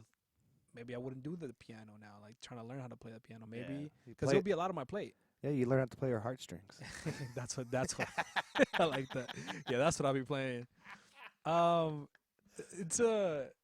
It's very interesting, man. But you know what though? I'll be honest with you. I like the fact that I am 30 and I am single because now as men we get a little bit more attention than we used to. Before, when I was younger, I was like, you gotta do the pursuing, you gotta do the always hiding. But now women are starting to notice you a little bit more. Like, hey, like, hold up, you're not crazy. This guy might be onto something. He's not doing bad in life. He seems pretty cool, chill, whatever the case may be. And I'm like, now you get a little bit more love than you used to back in the day. You know what I'm saying? I agree with you because I do think, especially like I'm 29, so I'm right behind you on the 30, like the dirty 30 years. But I think I don't know. I have a different mentality about it. Go ahead. And. Thank you. What does he think? I need to hear this. We're about to get in the mix. Go ahead. So, and this is just based off my upbringing and what I saw with my parents. Right. Like, my parents, they met each other in 8th grade. They didn't start dating in 8th grade, but they became friends. And then when they got into high school, like, as kind of like their cultural norms were, they dated. Hey, maybe this isn't like, the forever thing. Right. And then they'd go date somebody else, and then, they eventually ended up getting back together in college. Yeah. and then they're like, yeah, this is it. Because I feel like, and it's different now for a lot of reasons, which we can get into. Yeah. But the thing that used to be the way was you'd get with somebody that you could see had their head on straight and had good values and like stuck to them. Kind of like where I feel like I am now. I'm really solidified in who I am, and I can admit when I'm wrong. Right. And I'm willing to change things that I can see that aren't helping me grow. Good. And like when I was 21 to 25, Nah. I was told go party, dude. Yeah. Now I'm going to preach to my children is like when you're young, go grind. Because the real time to party, you can either go party at the sticky floor bars in a college town that are gross and like smell like piss the entire time you're there, Right. or maybe consider like grinding through all those years, building something so by the time you're 25, 26, 27, you can go chill at the ski resort. Right. You can go chill in like the penthouse. Yeah. Like kind of given that mentality, which easier said than done. But the dating part of it is like I feel like if you can find someone that aligns with your values, is really got their head on straight and is consistent. Keyword is being consistent to their values. Like, of course you're going to grow, but you build something together. Yeah. Like my parents, and because of the way that the economy was, they had me in '94. I had me and my twin sister Jenna in '94. I didn't know you were a twin. Oh yeah, Dude. That's crazy. Yeah. Love my twin sister to death. Love my oldest sister, but it's like they started having kids around. I want to say it was like 27, 28, I think. I had to redo the math. Like, how's old my dad? I know he's old as shit, but like they didn't jump into it too young. Yeah. They waited till they had like a solid job and they could grow with it. But the thing is, like, I feel like it'd be a better world if we could have people that started younger, that stayed committed. Because that's the other thing. Divorces nowadays is just rampant. But people that just like hang on to each other and grow together and are willing to do the dance of life together. Like, so what you're saying is meet young, stay together for a while, and then have kids. Like start. Yeah. At what point is the marriage part come in? Is that? I would say probably because they were married for a couple years before they started having kids. Okay. But I mean, like right after college and stuff. So it's like they got married, and I want to say within like 4 years after they graduated. Right. So it's like, and then another couple like 4 or 5 years later, but they both were working. They both were saving up because they knew that they wanted to have kids and they wanted to have multiple kids. Yeah. But they didn't like, of course my parents fought like any parents will, but there was never a worry that they were going to get divorced. Gotcha. Like, that's the thing I think that's different between nowadays. Like, the reason I think people that get married in their 30s or like their late 20s, I think that I don't know any statistics, but I feel like it's better off for that nowadays because of how many reinventing yourself like people go through nowadays. When you're in your 20s, you're a certain type of way. When you're 25 and you're like, man, I got to get my life together. I'm 25. And then now when you're 30, it's like, dude, I don't have it all figured out, but I got a lot figured out. Yeah, I got a lot of good things going. So I just feel like it's good to be like you said, single in this kind of part in our life. Because women look at you and go, bro, that's the stock price is up. Cha-ching. 100%. I think so. Listen, and I know it's a weird way of putting it, but it's true though. Like I feel like not just only that part, right? But we've gone through a whole decade of grinding a lot of stuff. Like I've had to go through school, get my master's degree, find a really good job to put myself in this situation where I'm at, and if somebody comes into my life, you're going to come into a good situation, right? Like, and I want somebody that like will really appreciate that and embrace that and also help me keep going up, right? And the time that I have now to do things that I enjoy, it's fun, man. Like, I feel like it's a lot of freedom, and I'm not having to, I wouldn't say deal with a relationship, but just, put my effort and time into that. So because of that, unfortunately, I've became more picky because I'm like, you can see the red flags. Yeah, you can see those little things. I became more picky into who I want in life, what kind of person do I want. So I've had like very good, like when I've dated candidates that I would consider like, yo, this is someone that I see as a wife.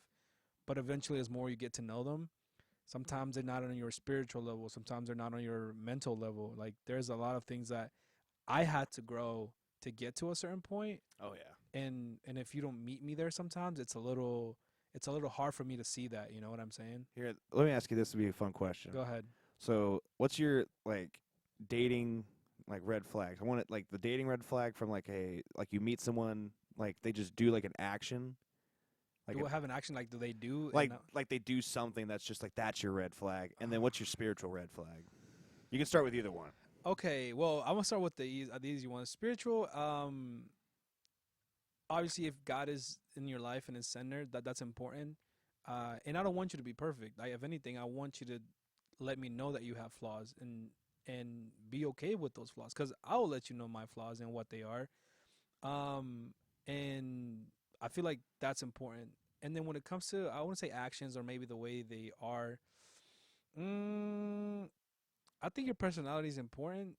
Well, But I give you an example for like my action one. let me see. Let me hear it so I can get a better idea of what you're talking My number one, like if you're gonna do something and I just met you, like this is like a first date thing. about. That, Okay. like if we go out to like a place, like, and I'm not saying you have to go out to dinner. I think coffee dates or like walk in the park dates or like something that's not a huge financial investment off the rip. Right. Like that's a whole other story, but but like just something to where it's like you go to meet someone and have a sit down and talk face to face. Yeah. If you're rude to the wait staff, Oh, that's already Hey. you can't. it's like this. Okay, we don't need the appetizers. We're done here. Yeah. Like we don't need that. Like You know, well, talking about them, probably for me it would be like complaining. Like if you complain or like just moan about everything or like everything, it's a problem. Like that to me is a little, cause like dude, because I consider myself more on the happy end of things, right? I'd I'm agree. very chill. A lot of men are just simple. We don't want to deal with extra, you know.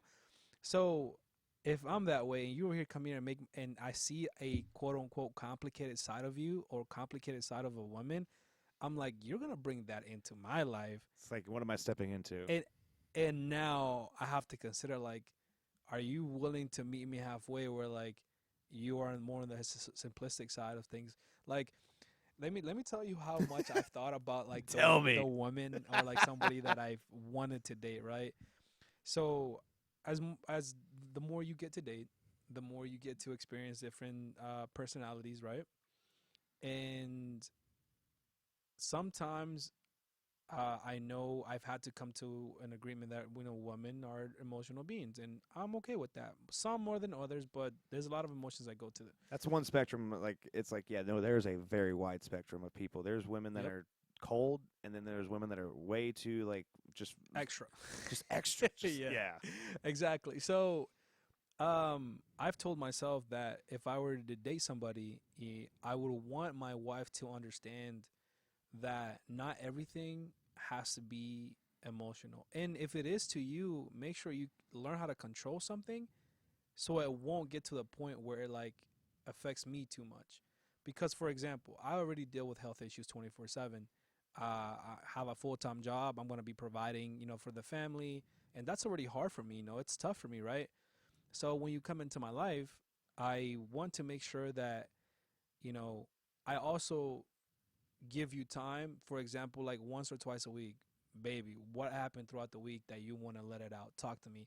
Have like a 30-minute hour, however long it Just have a vent session. just have a vent session, but don't make that everyday thing.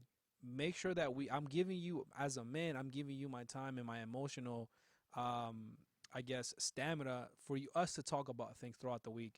That maybe throughout the week they weren't that important. They weren't.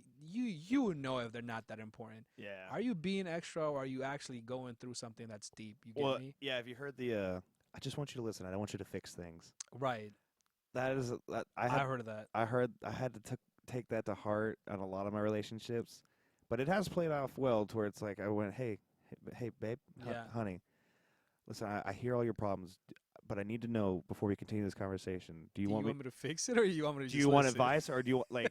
Because then I could turn that switch off in my head. That's just like, Right. just do this, just do this, Yeah. just do this. Like it's like, I could let me.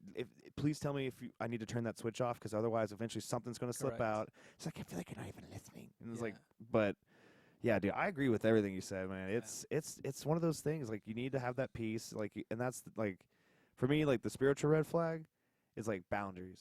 Gotcha. Like if I'm trying real hard to like be disciplined in my faith. Like I'm not great, Yeah. Not trying to be the best at anything. I'm just trying to be the best I can be as I am now, Yeah. and grow. And I'm gonna fail. I'm gonna fall on my face. I'm ready for it. But the funniest thing is that I need someone that can respect my boundaries. Right. Like for me, physical stuff, it's always been a pitfall. Yeah. It's something that has always like kind of got me to where it's like, I know, like, yeah, but like, what if we just did this? And like the push and the boundaries. And I'm not saying it's not on my side too. Like, Yeah. I'm a dude. Like, it's like right. you're a good looking woman, Yeah. and that makes me making me think with the wrong head. Yeah. The wrong one. The wrong helmet is like that one has no brain. it's well, got, maybe it does because it kind of sends you a lot of signals. it does think on its own. Yeah, facts. But I mean, there's a reason it gets beat, and its best friend is an asshole. Sorry. I didn't think it was gonna keep going. Oh, it can I keep thought it was gonna going. Stop. This is why we don't say this is. It's like whenever we uploaded this for kids. No, this is not for kids. Absolutely not kidding. Hell no. There's a reason it gets beat. Yeah, that's it. I'm sorry. I'm gonna keep that one. I'm gonna save that one into. But That's a good one. But yeah, I mean, that's just the thing about it. It's just like, I'm not like going to excuse my own behavior, but it's like if I can have someone that, like you ever been with that buddy that wants to go to the gym Yeah. and then he's just like, he doesn't text you like, yeah, just go work out sometime. And then he's like, yeah, just let me know. And then he never texts you. Right. And then you text him and he's like, man, because I've been that guy. Yeah. I mean, our buddy Oz out there, like he's been like, hey, you want to go to the gym? I'm like, dude, I can find an excuse why I shouldn't go to the gym or there's something else going on. But like, I mean, it's just like, it's like, hey, but there's been other times when he says, hey, I'm going to the gym. And I go, you know what? Me too. Like, I can't let you outdo me. And that's like one of the beautiful things about me and Oz's friendship is that like we've pushed each other. He's like, hey, did you go to the gym today? I'm like, no. He's like, are you going to be a bitch? I'm like, no. Who's going to carry the boats? Like, it gets you going, man. Yeah. But and finding that in a partner too is like I want a wife that can just look me in the eye and we have the respect and the love of each other to where she goes, you're not doing your best. Yeah. Like you're slacking. Right. And it's not like, well, you're not. It's like, no, like, honey, I'm just telling you. Yeah. You want to be better and you're not doing it. That's like, good. Ugh. That accountability. No, you're right though, man. Like, I think again for me, the most important part is peace, right? Like, be peaceful, man. Like and I think it's because I've reached that level of peace in my life because I've been through so much. True. So I've been through the things. Say it for the people in the back. So I've been through the things that really, there's a point in time that you get to that don't matter, bro. Like, yes, like right, like man, you always try to set yourself up financially for the future, for regardless for yourself, your family, your future, doesn't matter. But even the money, man, even whatever that may be, like for example, with me with my health, and I've gone through a lot of issues where like, dude, doesn't matter what I accomplish or what I have. It's like, if I only have my health right, that's all that mattered to me. So I've reached to a point, to a level where I learned to appreciate life on a lot of levels. Yeah. And if you can understand that, then it's like we'll get along very well because the little crap that happened to you today and you're making this big deal about it, it's not a big deal, man. You're just allowing it to be that big of a deal. If not, you're making it even a bigger deal. And then now that you're bringing it up to me, now I'm affected by it because you decided not to control that either with your emotions or understanding like, hey, it'll be better. It's not even that, It's not the end of the world. Correct. Like that's one that I don't know how you feel about this, like, because I'm such a like kind of quote unquote traditional guy. Mm-hmm. It's like, hey babe, no, I'm gonna drive. Like, right. I'm your man. I want to drive.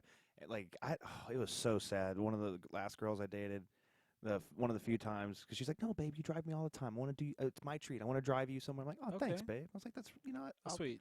I'll allow it. She's like, good. I'm glad you allowed it. But like she's like, but just like, okay, well, we started driving off somewhere, and then she's like, oh wait, I need to get some gas, and I was like, all right, no big deal. And then she I get out of the car. She's like, what are you doing? I was like, what are you doing? She's like, why are you getting out of the car? I was like, I'm pumping your gas. Like, it's so funny how like so many like women haven't had that experience because it's like my mom, traditional Southern woman. She's like, my dad, my dad more likely complained that why did you drive my car around and then leave it on empty? But facts.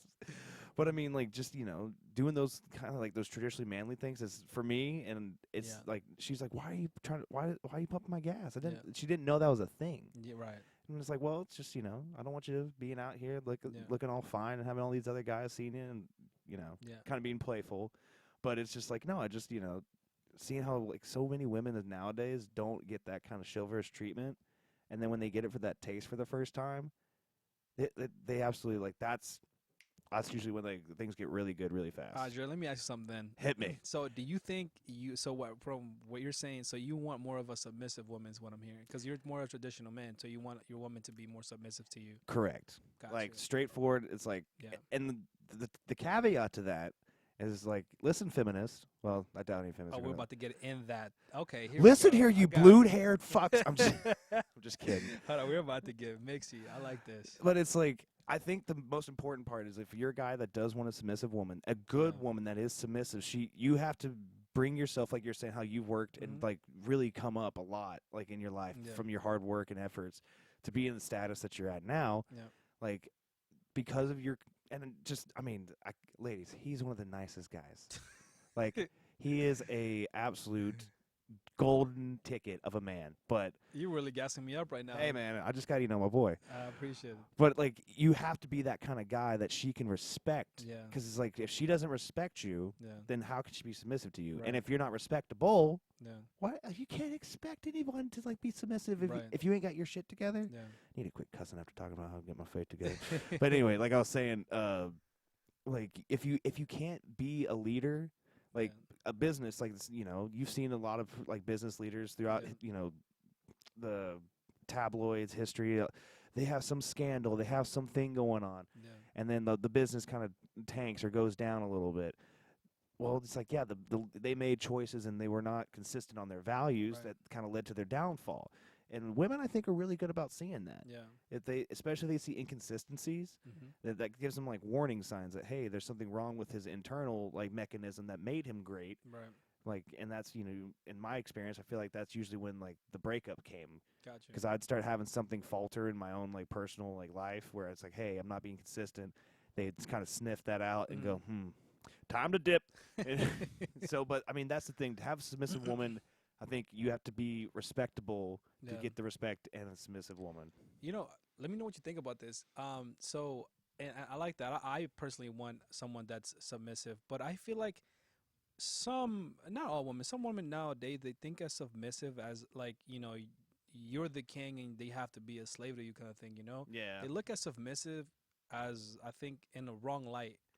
I think sometimes when it comes to being somebody submissive or me wanting somebody submissive, I look at it as, some women look at it as maybe, they won't have as much respect in their relationship or something, but I think the opposite. I think the more you are submissive to a man, the more respect you'll get from him, because whenever there are situations that he can count on you on, he knows that he's led you the right way to the point that you will make the right decisions in a certain situation or scenario. You get me? Yeah. I feel like you gain more respect from the man than not. Well, I feel Does like that make sense? Yeah, I feel like a capable submissive woman is like that is the golden ratio. Right. You know that she can back the car in. You know that she can like not hit any curbs. I'm being facetious, ladies and gentlemen. But like all those like kind of tropes that everyone talks about, like with like women, but they also women talk about how like, oh, I've seen this so many times on TikTok and Instagram and stuff like that, where it's like, oh, I can't wait for my husband to get home so I can turn my brain off. Like these girls, like they understand that, oh, I found a good guy. He's capable and he's respectable and he's a good leader. So now I can be in my submissive, feminine, whatever like state they want to call it. But like that's the thing that they kind of want. And guys, I don't know about you. I can speak for myself, and I've had to tell my my stepmom this. It's like she's like, oh, whatever makes you happy. And my dad's asking her, what do you want?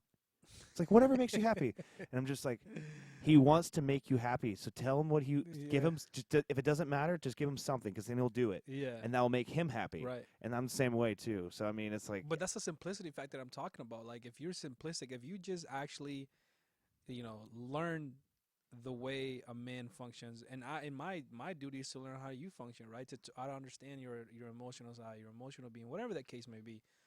It's always a 50-50, but in that sense, like the simplicity factor, like that can be so simple. Instead of, just answer or just say something. Like, you know, if you say anything, guys will try to get that done because it can be so simple sometimes. Yeah, this might be a little dark, but when my mom was in the later years of her cancer, she had this funny thing that she would do because she was just so weak from the chemo.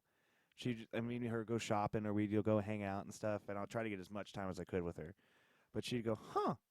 Like she'd see something on a shelf. She's like, I wonder what's in that box. I'm like, oh, I don't know. Let's find out.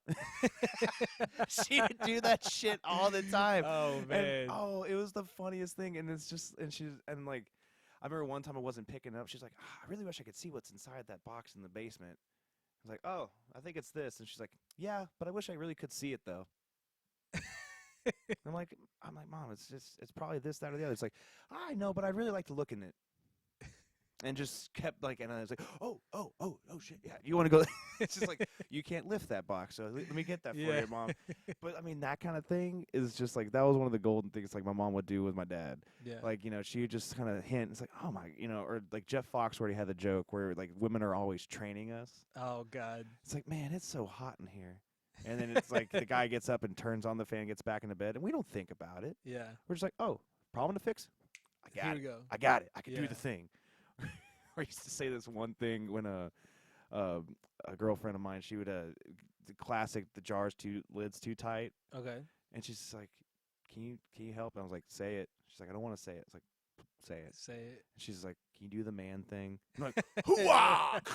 Just crack the jar open and stuff like that. To save the day, here it comes. It's so not important, but it's just like, ladies, it matters. We want to be your Superman. Like, if you can make any of us feel like we made your day, you made our week. Feels good, bro. Dude, and it's hard. It feels good to be. I don't know. I feel like it feels good to be a provider. It feels good to be honest. To some point, even serve the woman like in some way where she feels, like the queen that she originally feels like. Like I feel like that's important, man. Like everybody functions a different way, but sometimes there are certain things where you can just again make it simplistic, make it more peaceful. It's life, man. You're supposed to. And another reason, even as to why, even like the singleness, going into the 30s, I look at it this way: of like, God willing gives me, like a decent amount of life. Who knows? I don't know. You never know. You never know. But let's say he does, and I'm married somebody, 3 years from now, 2 years from now, or let's say I marry in my 20s.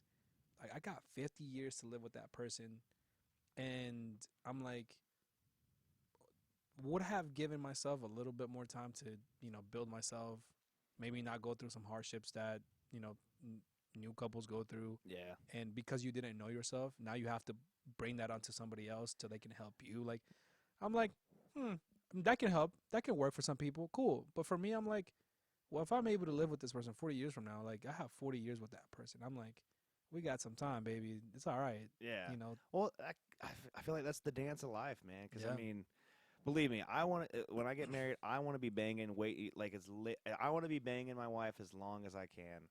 Like, Good. I want to be, as you should. I want to be giving her a proper stabbing into her late 50s, 60s. Even that's the window. Oh, you're really pushing the limit now. Oh, right there, dude, bro. I want to be banging as long Damn. as long as it gets up, it's going in. Yeah. Like I'm just. Is that the motto? Let's put on a shirt. Hey, listen. That's the next time you erectile. invite me here, let me wear that shirt. As long as it's up, it's going in. It's going in. But I mean, like, the thing is obviously, like, I understand that that's not, like, your love relationship will change. Right. Like, seeing, like with my grandparents earlier today, like, they love each other in a different way now than they did when they were in their 30s. And seeing, like, my dad and my mom, like, with the cancer and stuff, seeing how they loved each other through that, it's a different type of way of loving people. And like you said, maybe if, like, you were younger and met someone, and then, would you have, like, changed and stuff? But, I mean, it's like, hey, let's go through these changes as a unit that's committed to each other.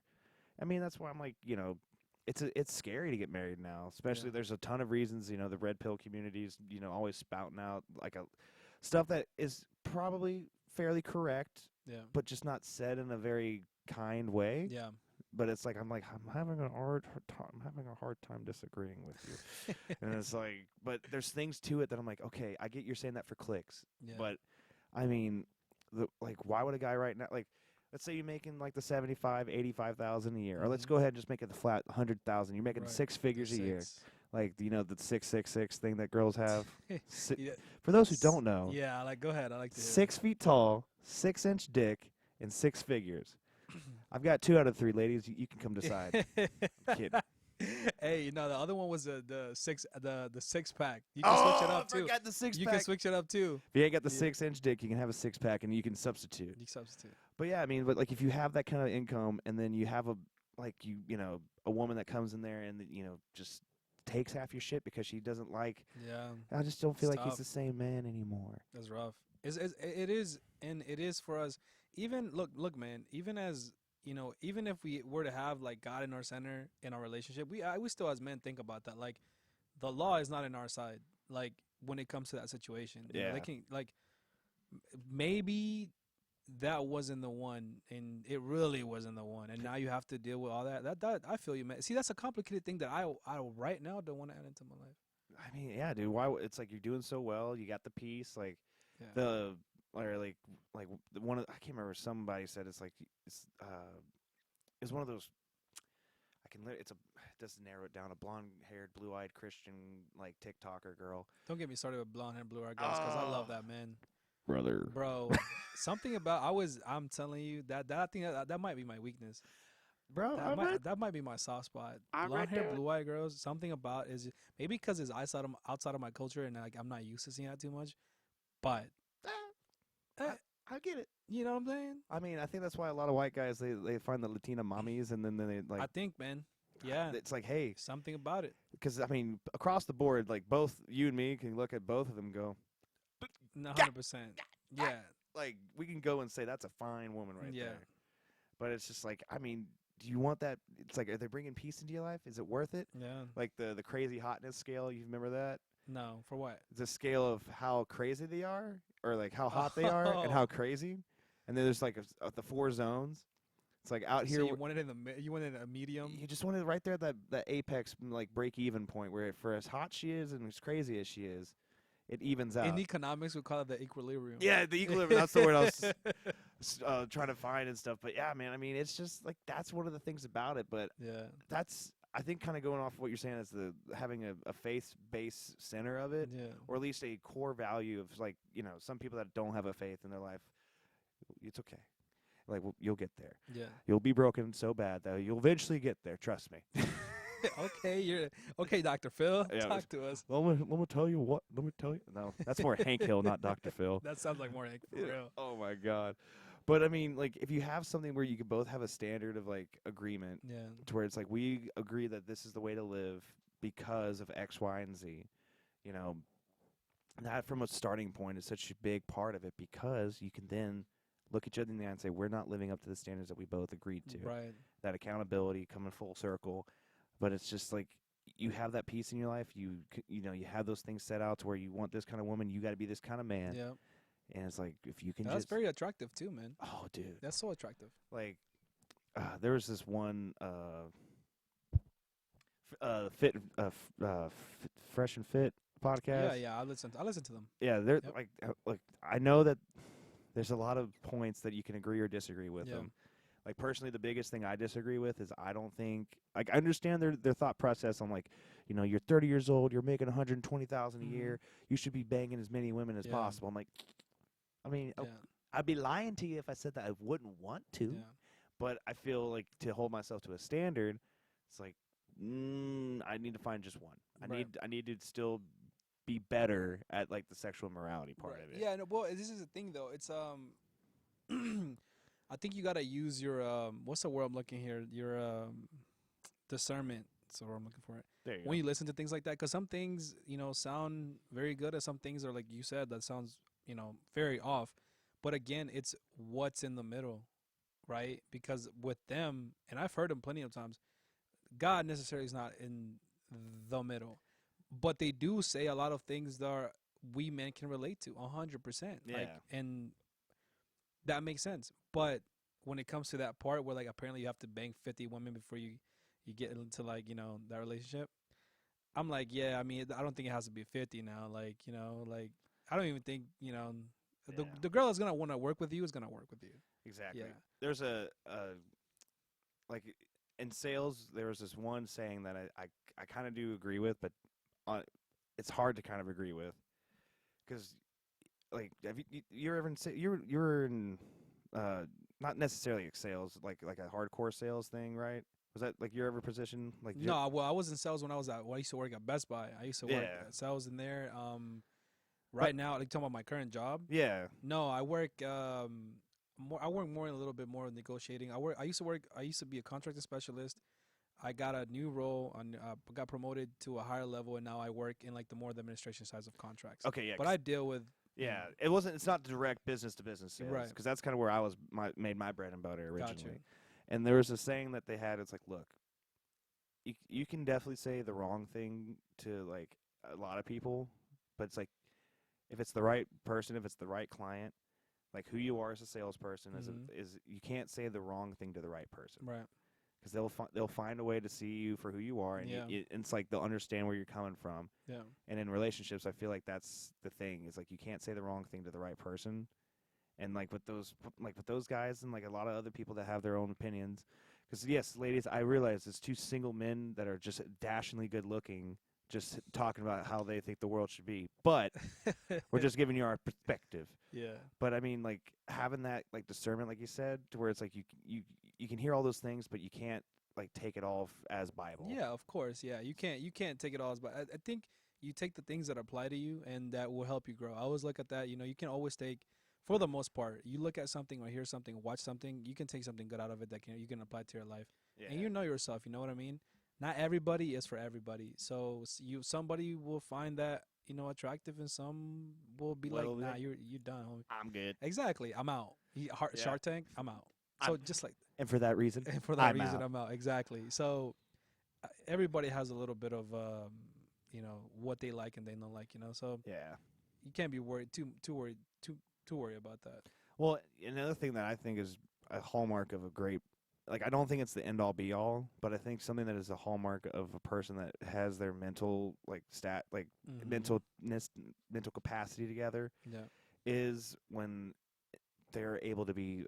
I'm not saying you have to look physically fit, but at least you have the commitment to go be physical in a gym somewhere. And that's attractive though. Like. I mean, the same reason women find it attractive in a guy, we find an attractive woman in the same. Yeah.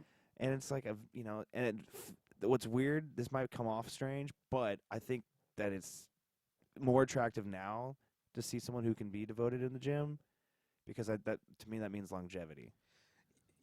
That too, and it's important. I've talked to friends that are women, especially Christian women, that they're Christian and they're like devoted into their faith, right? But attractiveness is very important to them, and I'm like, I don't blame you. Even though Yeah. you are Christian and you're supposed to love whoever you love, it's gonna. But have you ever seen? I haven't seen too many, maybe if not at all, a Christian couple that somebody's like considered not so hot or beautiful looking, and somebody that's like really attractive. It's usually the pastor's kid. I'm It's just kidding. I'm just kidding. That was just kidding. These are jokes, people. Whatever church you go to, you about to be looking at you different now. No. But have you ever seen like a Christian couple that's just like both sides are, Just opposite ends of the the spectrum. opposite ends? That's a good way to put it. Yeah, it's rare. I mean, like I've definitely seen those couples. I've seen like I don't know if they were like Christian and stuff, but like a friend of a friend's like group came to one of our shows, and the guy was just an average. Like Right.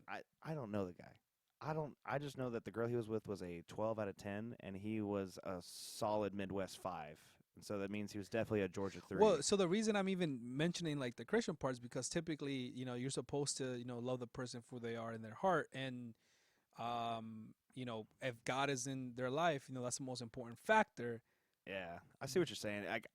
But a lot of the times, it's like you guys feel like are equally on the same side of the spectrum. Yeah, I can't say like I definitely don't have anybody that comes to mind that is just an incredible like Like a big difference. a big difference, but I definitely Because believe. I think it's rare. I personally think it's rare. Yeah, I mean, like there's that kind of that very, I don't know, if you want to call it just like it's just I don't know. I find it distasteful when you talk about like, hey, that girl had a past, and it's like, yes, like I think you should be like not judged, but you should be, that should be in the mix of you, like comparing, like, because your past will come up and you will be judged for it.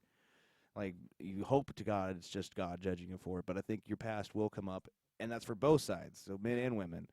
But like, I think because the thing that jumped to my head is the girl that used to be all over town, like, got ran through. she was mayonnaise. She got spread everywhere. Got you, yeah. Like, she just absolutely was with everybody and things like that. And then she finds like a medium attractive guy, but she loves, like, she's been reborn for the 15th time, and this is the one that worked. This is the one. And so she's like settled down with somebody, and I hate, like I said, settle down. Yeah. Like, she's finally someone that she can settle up with.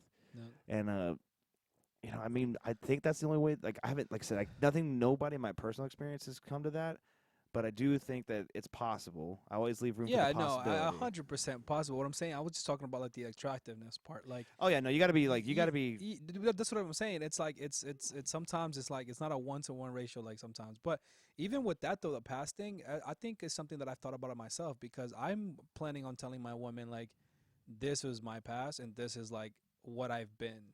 So now, if you're gonna judge me on that, then that's on you. But I'm not gonna do that to you. But I know that I haven't been, because my past has Ups and downs. a lot of past, and especially when it comes to women, I'm not afraid. I want to. This is how open I am, bro. And I don't know if this is a gift or not, but I'm very vulnerable when it comes to even sharing my like health experiences. I talk a lot about everything in my YouTube channel. So even when it comes to like me dating somebody, I want to let them know what I went through. And if you know somebody I've been with, I'm gonna let you know I've been with, because I don't want no surprises later on in the future talking about, oh, you didn't tell me this. It becomes a fight. I ain't trying to do all that, baby. Like, I'm trying to. Yeah, I don't want to go out with your friends and like, especially the first time you meet her friends and stuff. It's a crucial moment in every relationship. It's like they all got to sniff you out and like say, oh, okay, whatever. Oh, I've seen him somewhere. Oh yeah, it's like, dude, that would be the worst. You go into the bathroom and the guy's like, dude, that's a beautiful woman I used to, like, you're dating out there. I used to bang her all the time. And you're like, right. What? Yeah. I mean, like, but the other thing too is that I did get this point brought up to me. It's like, Jared, like, you're almost 30. You're like, you're 29, 30, whatever it is. So let's go back, 10 years. She's 20. You're 20.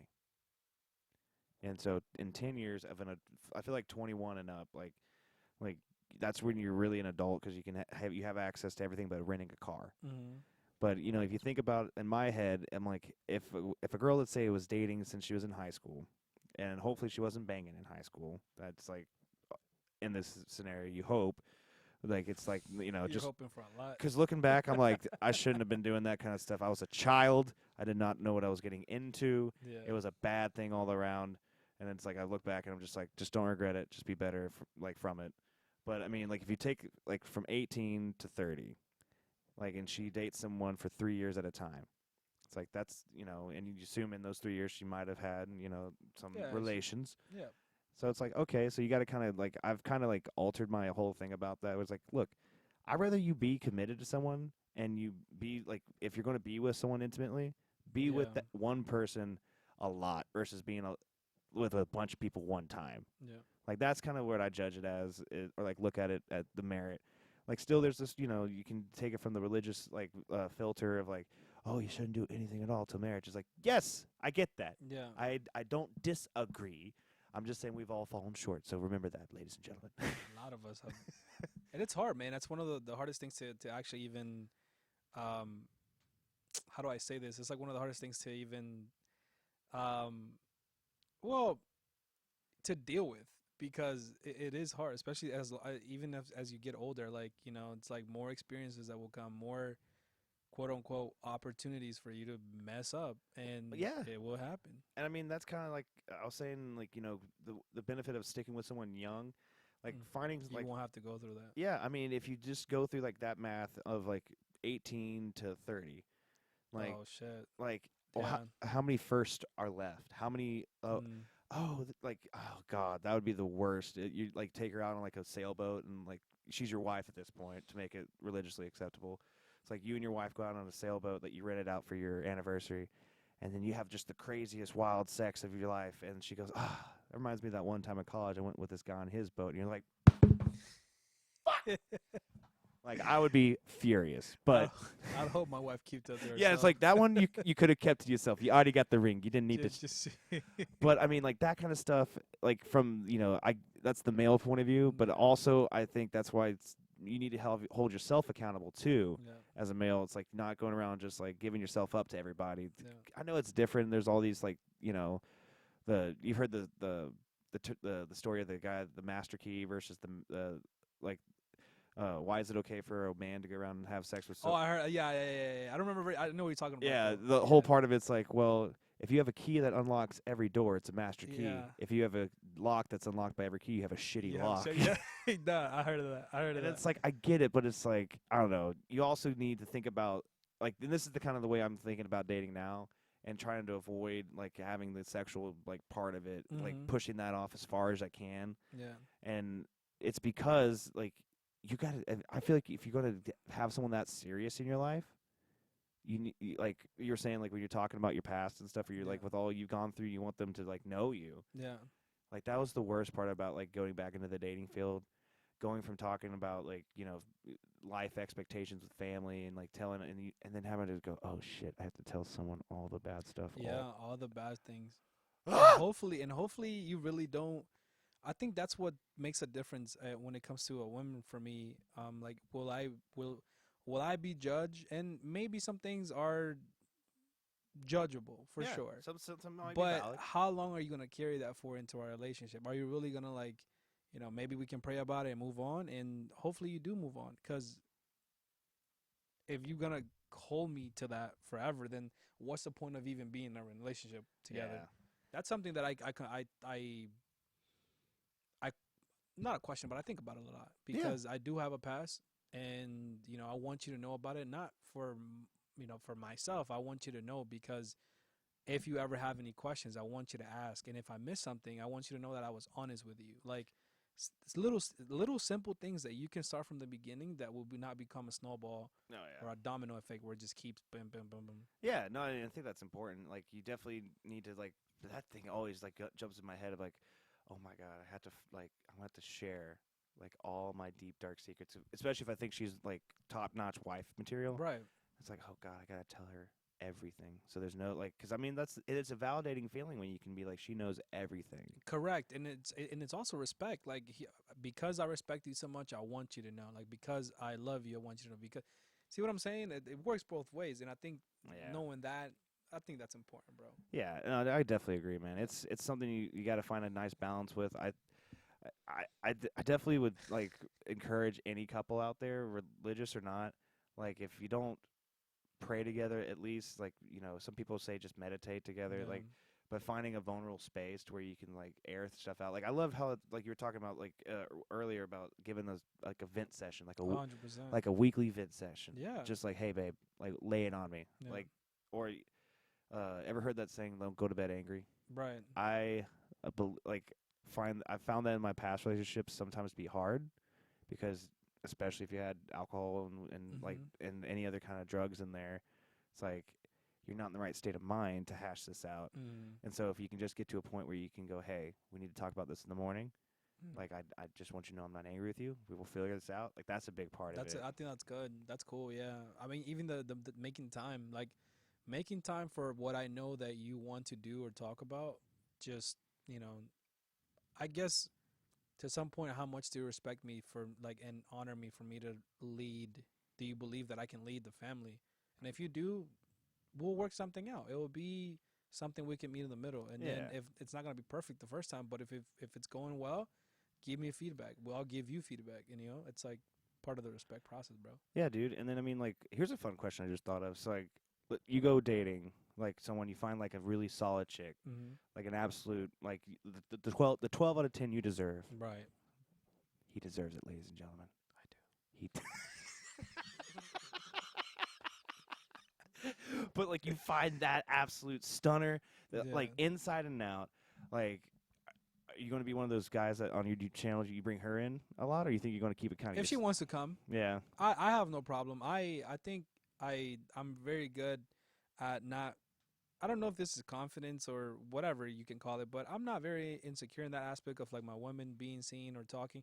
Nah, I don't. I'm cool, man. I'm perfectly fine. I know what I bring to the table. I know who I am, Yeah. and I'm confident in that. You know what I mean? And you're a smart guy, so you're not going to just let her come on the show without having a good in-depth like knowledge of who she Yeah, is. I told myself like, would I bring somebody like that I've been with in my podcast? And I'm like, I don't know. That's a no for me, dog. Yeah, well, see, for me, like originally it's a no, but I feel like if they can bring value, and you're someone who has like, their head placed right in their shoulders, like and I feel like you bring value to the people that might be listening to from your experience, it might be worth a shot. But as of right now, like, maybe not. Yeah, I mean, dude, I don't blame you. That's tough. And especially someone that doesn't have any like kind of skin in the game with you anymore. Yeah. Like, it's like, oh, I'll just air it out without any kind of nuance of Correct. what the situation was. Yeah. Like, it Because might. you're already exposing yourself to, like right now, regardless of who listens to this, like you're already exposing yourself to some extent to internet, and the internet can be harsh, man. Yeah. Internet can be a bitch, dog. Dude, People out there just are literally looking to fuck up your day. Yeah. I mean, or say shit that is just. And even the strongest of warriors, like it's like if you get hit with like a ton of hate, just it's like it will hate, man. Whatever you say, you could throw a rock at the biggest wall in the world, but if you throw a rock 1,000,000 times, like you're gonna leave a couple dents. Yeah. You might, and then you throw it a couple 100,000 million billion times. It's like eventually something is gonna break. Talking about that, I had a hard like it was. I had to learn the hard way to say and do some things on my channel or podcast, because I some people take that the wrong way. For example, when I used to talk about my experience with like my health issues, there are some people that were saying like, yo, why are you giving this medical advice? Why are you telling people to do this? Why are you telling people to do that? And I was like, ain't nobody tell nobody to do nothing. I'm literally, I have on my YouTube title my experience. So I'm like arguing back and forth, like, this is my experience. This is what I went through. What you do is ultimately your decision. But I could see how me not having like a disclaimer of like, hey, from now on after that, I'm like, hey guys, listen, this is my experience. I am not a professional, telling you to do anything. Ultimately, your decision on whether you get surgeries or you go through procedures is ultimately yours. So before you watch the video, take this into consideration. Now, if my experience helps you, then that's a blessing, and maybe you can make a conclusion out of that and you make your own decision. But now I have to learn that, because before that, people were just coming at me, bro, just trying to like find a way to just make me feel like, I was like, damn, like I'm putting myself out to the world and you're over here being a dick. Like, shit. It's like, I mean, and he's like, okay, so, like, I know for a fact, like I've talked a few times about like how my mom passed, and it's like I know somebody's like, that's why your mom died. It's like I know it's gonna come eventually, man. and I'm like, dude, there's nothing. It's gonna be You have to embrace the. Why the fuck are you laughing? You have to embrace. You have to embrace the good with the bad. Because I don't think that's gonna be what they come at you for. Oh my god! I think they're gonna come at you. Nah, for you'll the be surprised, bro. There's people that you know what I get shit on. What? Look, unfortunately for us that are new to the game of podcasting and YouTubing, there are podcasters that do a very well job in not just the production and what they do, but also the way they speak. They are literally professional speakers now. Like they've become that, or they worked on their craft, or maybe that's the reason they're successful. So when people come and watch our podcast, they expect the same thing out of you. So for me, when I do my YouTube channels, and especially when I started, right, I used to do a lot of likes, and just a lot of that. And a lot of people, even to this day, from my first YouTube videos, this was a hard listen. And when I heard that, I was like, oh, it's maybe because it's hard for you to listen what I've been through. But they were like, nah, it's like you and too fucking much. And I'm like, bro. Fair point. I'm mad, but I understand where you're coming from. Exactly. I'm like, my bad. Yeah. But I try to get better at it. Oh, yeah. I try to make sure that I become a little bit more conscious of that and trying to make a better viewing experience, Yeah. and listening experience. Yeah. The one thing I've definitely taken away from that is the Like, have you seen like how like the thing like does the like thing like yeah, that made me a lot better of being aware of what I'm saying Yeah. too. But by no means do I have a firm grasp on the American lexicon. Like it's Man. limited. dude, I told this is a reason why. What? He said, "I'm surprised you knew lexicon." Yeah, no, I'd studied that SAT word. That was the only one. At least you remember. Good job, America. Good job, education system. And the mitochondria is the powerhouse of the cell. Nice. I forgot about that one. I wonder how many times you use that in your life. I mean, if it's going to come up, like some YouTuber's going to be out there with what is the powerhouse of the cell? I'm going to have like $100. Mitochondria. Snatch that. I'm having a hard time pronouncing that. Dude, you know, and I mean, I'm not going to like pretend like I want to have a bunch of like hate or anything like that. I just, you know, I want to just get out there and have some fun with it. Make this just be prepared for it. Oh yeah. Yeah, it little people would just listen to you to hate, bro. Even a video that they watch, just because they didn't like anything, they'll dislike your video. And I'm like, I was like, It's like I hope that made your day. yeah, I hope it made. Because you obviously needed it. You can't let it phase you. I mean, I posted a video about even I think we were picking my cousin and I made a short talking about God and stuff, and people just literally like laughing emojis. I'm like, damn, I gotta ignore the hell out of that one because I'm just like, whatever. Yeah. It is what it is. See, but that's what it is. They don't hit you with like, "Oh, your mom's dead." They're gonna hit you with some other stupid one-liner, Yeah. and that's gonna. Yeah, they're gonna make say, it "Dude, stick. where's your hairline?" I'm like, "Fuck," you know. I Like, left that 10 years ago. yeah, it's like, dude, it's like, don't worry when your balls drop and you actually. That's it's like, See, if you get, Yeah. but see, this is the thing though. If you get into the mix with them, that's what they want, bro. They- You have to look beyond that. the best way I've heard it described is they will bring you down to their level and beat you with experience. Oh, that's a good one. I'm about to use that one. Hey, I'm not coming down to your level because you're about to beat me with your experience. It's like I can't go to that IQ level, man. You've been there longer than me. You got more Yeah. experience. Like, and you know, just trying to understand. You know, zoom out is Yeah. another like thing I've always taken to heart. It's like, hey, man, zoom out. What is really going on here? First off, is this a real person? Second off, maybe their life is not exactly the way they wanted it, Yeah.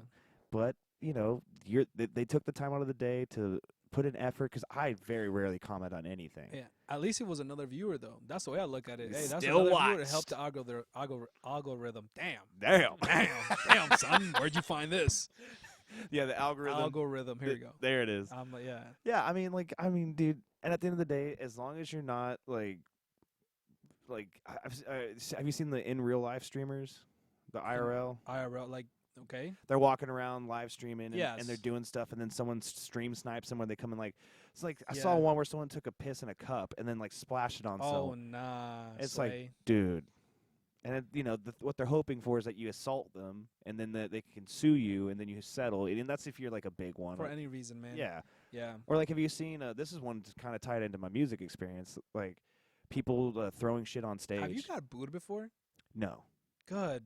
I wonder what you would do if you did. What would you feel like? Shit. I've played in a place where they had chicken wire, so that because like if you don't play, there's like it's a rough place, and if you don't play the right type of country music, which I didn't, I played rock and roll, which was classic rock, and it was like they had chicken wire to stop the beer bottles being thrown at you.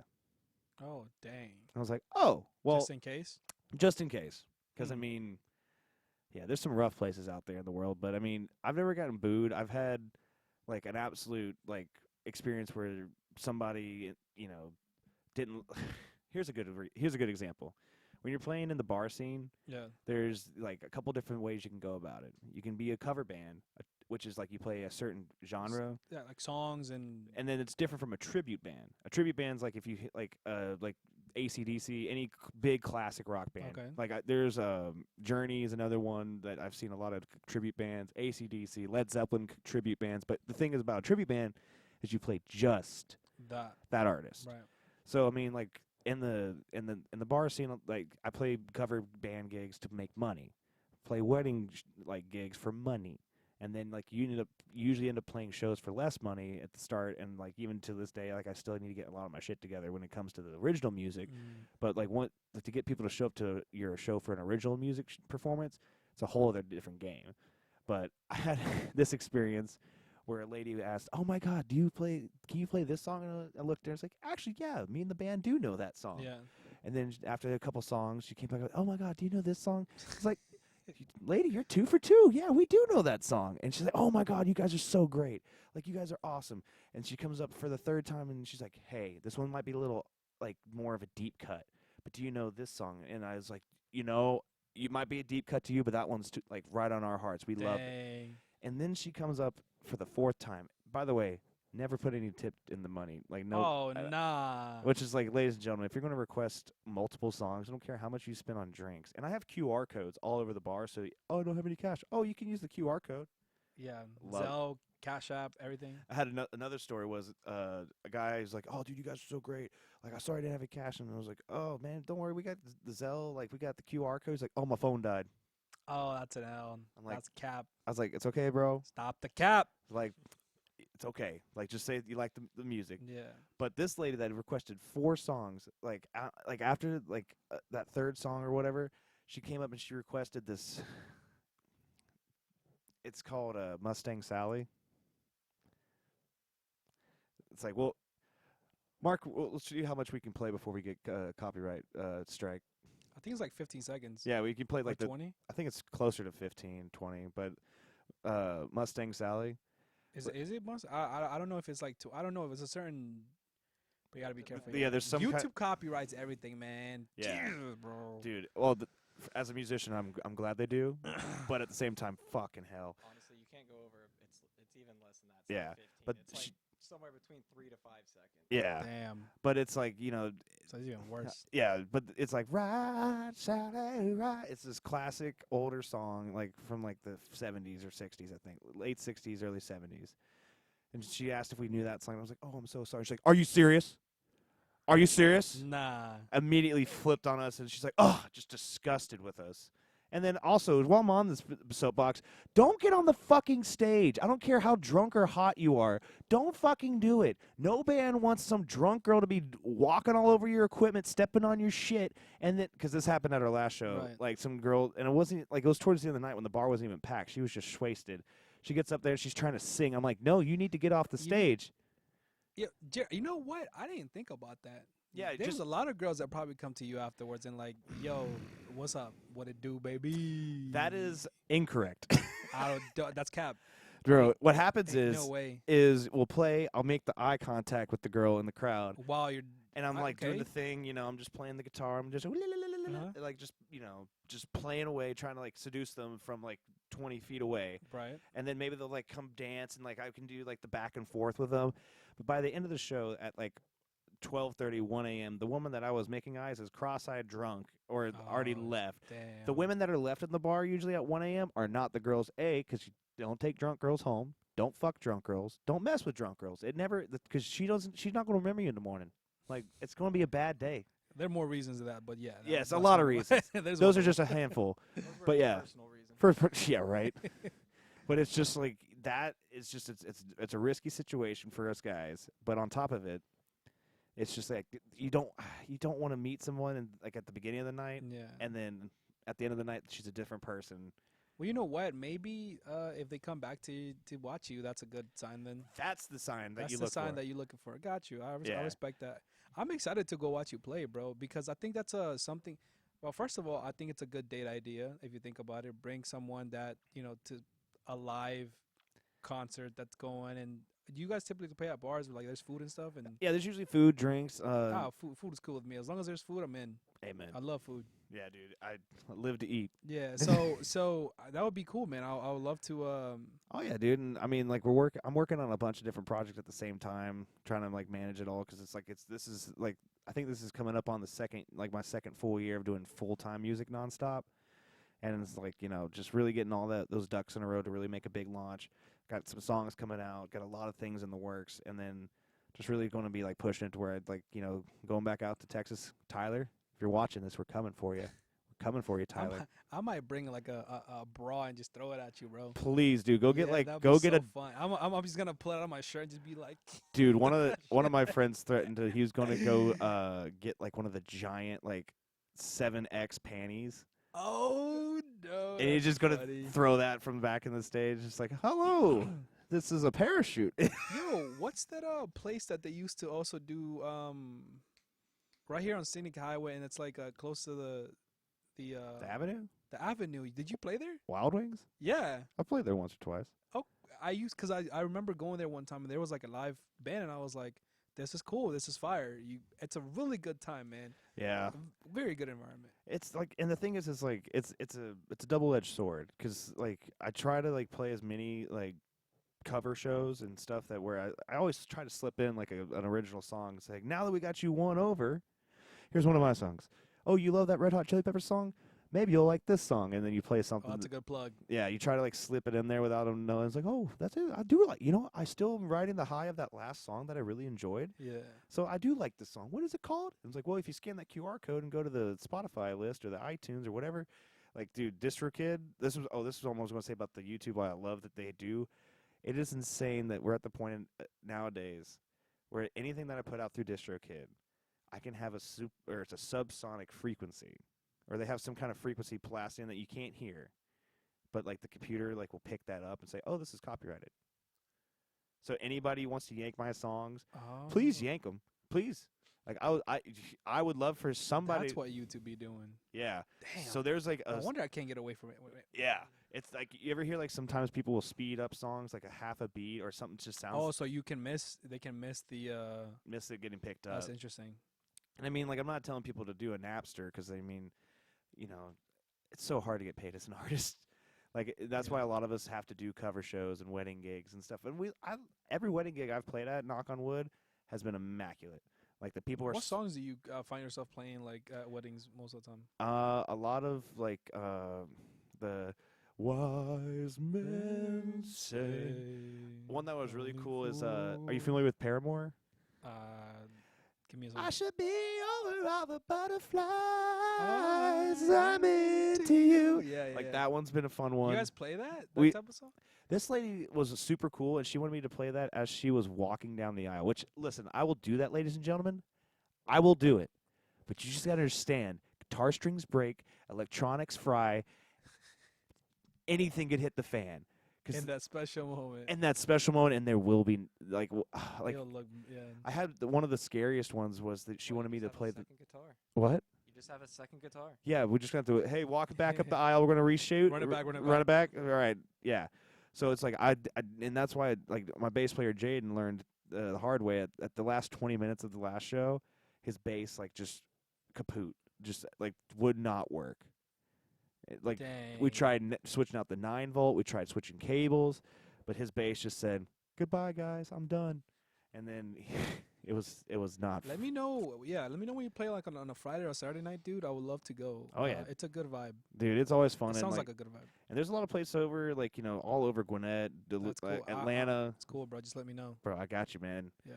But yeah, dude, I mean, it's just like it is what it is, but it's like you just got to keep trying it, and then like just like with your YouTube page, like I'm really taking on to the full identity of like the musician. Right. Like I've never had before. It's either been I've been doing school, dating, and like then music comes, Right. or like work, school, dating, music, and then the music's always been. Now I'm like, I am literally just working with music, and then using this YouTube page and the Spotify and all those podcasts and stuff to try to get everything kind of rowing in the same direction. Yeah, that's good. And it's just like, just have no fear. God's got you, man. And Keep grinding, bro. Keep I grinding. respect that. yeah, That's dude. respectable. And so yeah, man. But dude, I gotta give you big props on like I love watching your YouTube page come up, man. I appreciate it. Please, ladies and gentlemen, if you Please. don't have anything like better to do, because you're all on the internet, quit scrolling and subscribe to his page. It's I awesome, appreciate it, bro. and he'll do great stuff, man. But Thank you, man. is there anything else you want to tell the world before we probably wrap this up? Nah, man, I really appreciate you having me, and I'm proud of you, man. I'm proud of you, like how you have a vision and you're going for it, bro. I respect that because there's a lot of ifs and sometimes there's a lot of doubts that come with that. But I mean, you've been in front of people and you perform. I feel like you're more comfortable with that type of pressure, and I think it's gonna just roll onto the YouTube and all of this. So congratulations, bro. I appreciate you having me here. This was great, bro. Dude, I told you 3 or 4 years ago, like when you were starting your YouTube, just, I want to start a podcast too. Finally got it together and did Here it, we man. go. But yeah, Hey. dude. But thanks again, brother. I can't wait to come on yours and like talk some more with you because, good I lord, would love to. We're gonna talk. We're gonna get We- mixy too, bro. Whoa, Trust. we're going to get into it. Yeah, we're gonna get into it. I would love to, man. It's gonna be fun because trust. Yes, sir. Yeah. All right, ladies and gentlemen. Thank you again for tuning in for this episode of the Strange Herd Podcast, bros and lady bros, and all the things in between. That's somewhat upon that one, but hey, it's the Strange Herd Podcast, and you know this catchphrase: "Stay strange." We'll see you next time. All right, guys, be good or don't get caught. And deuce. Deuces. Ciao. Deuce.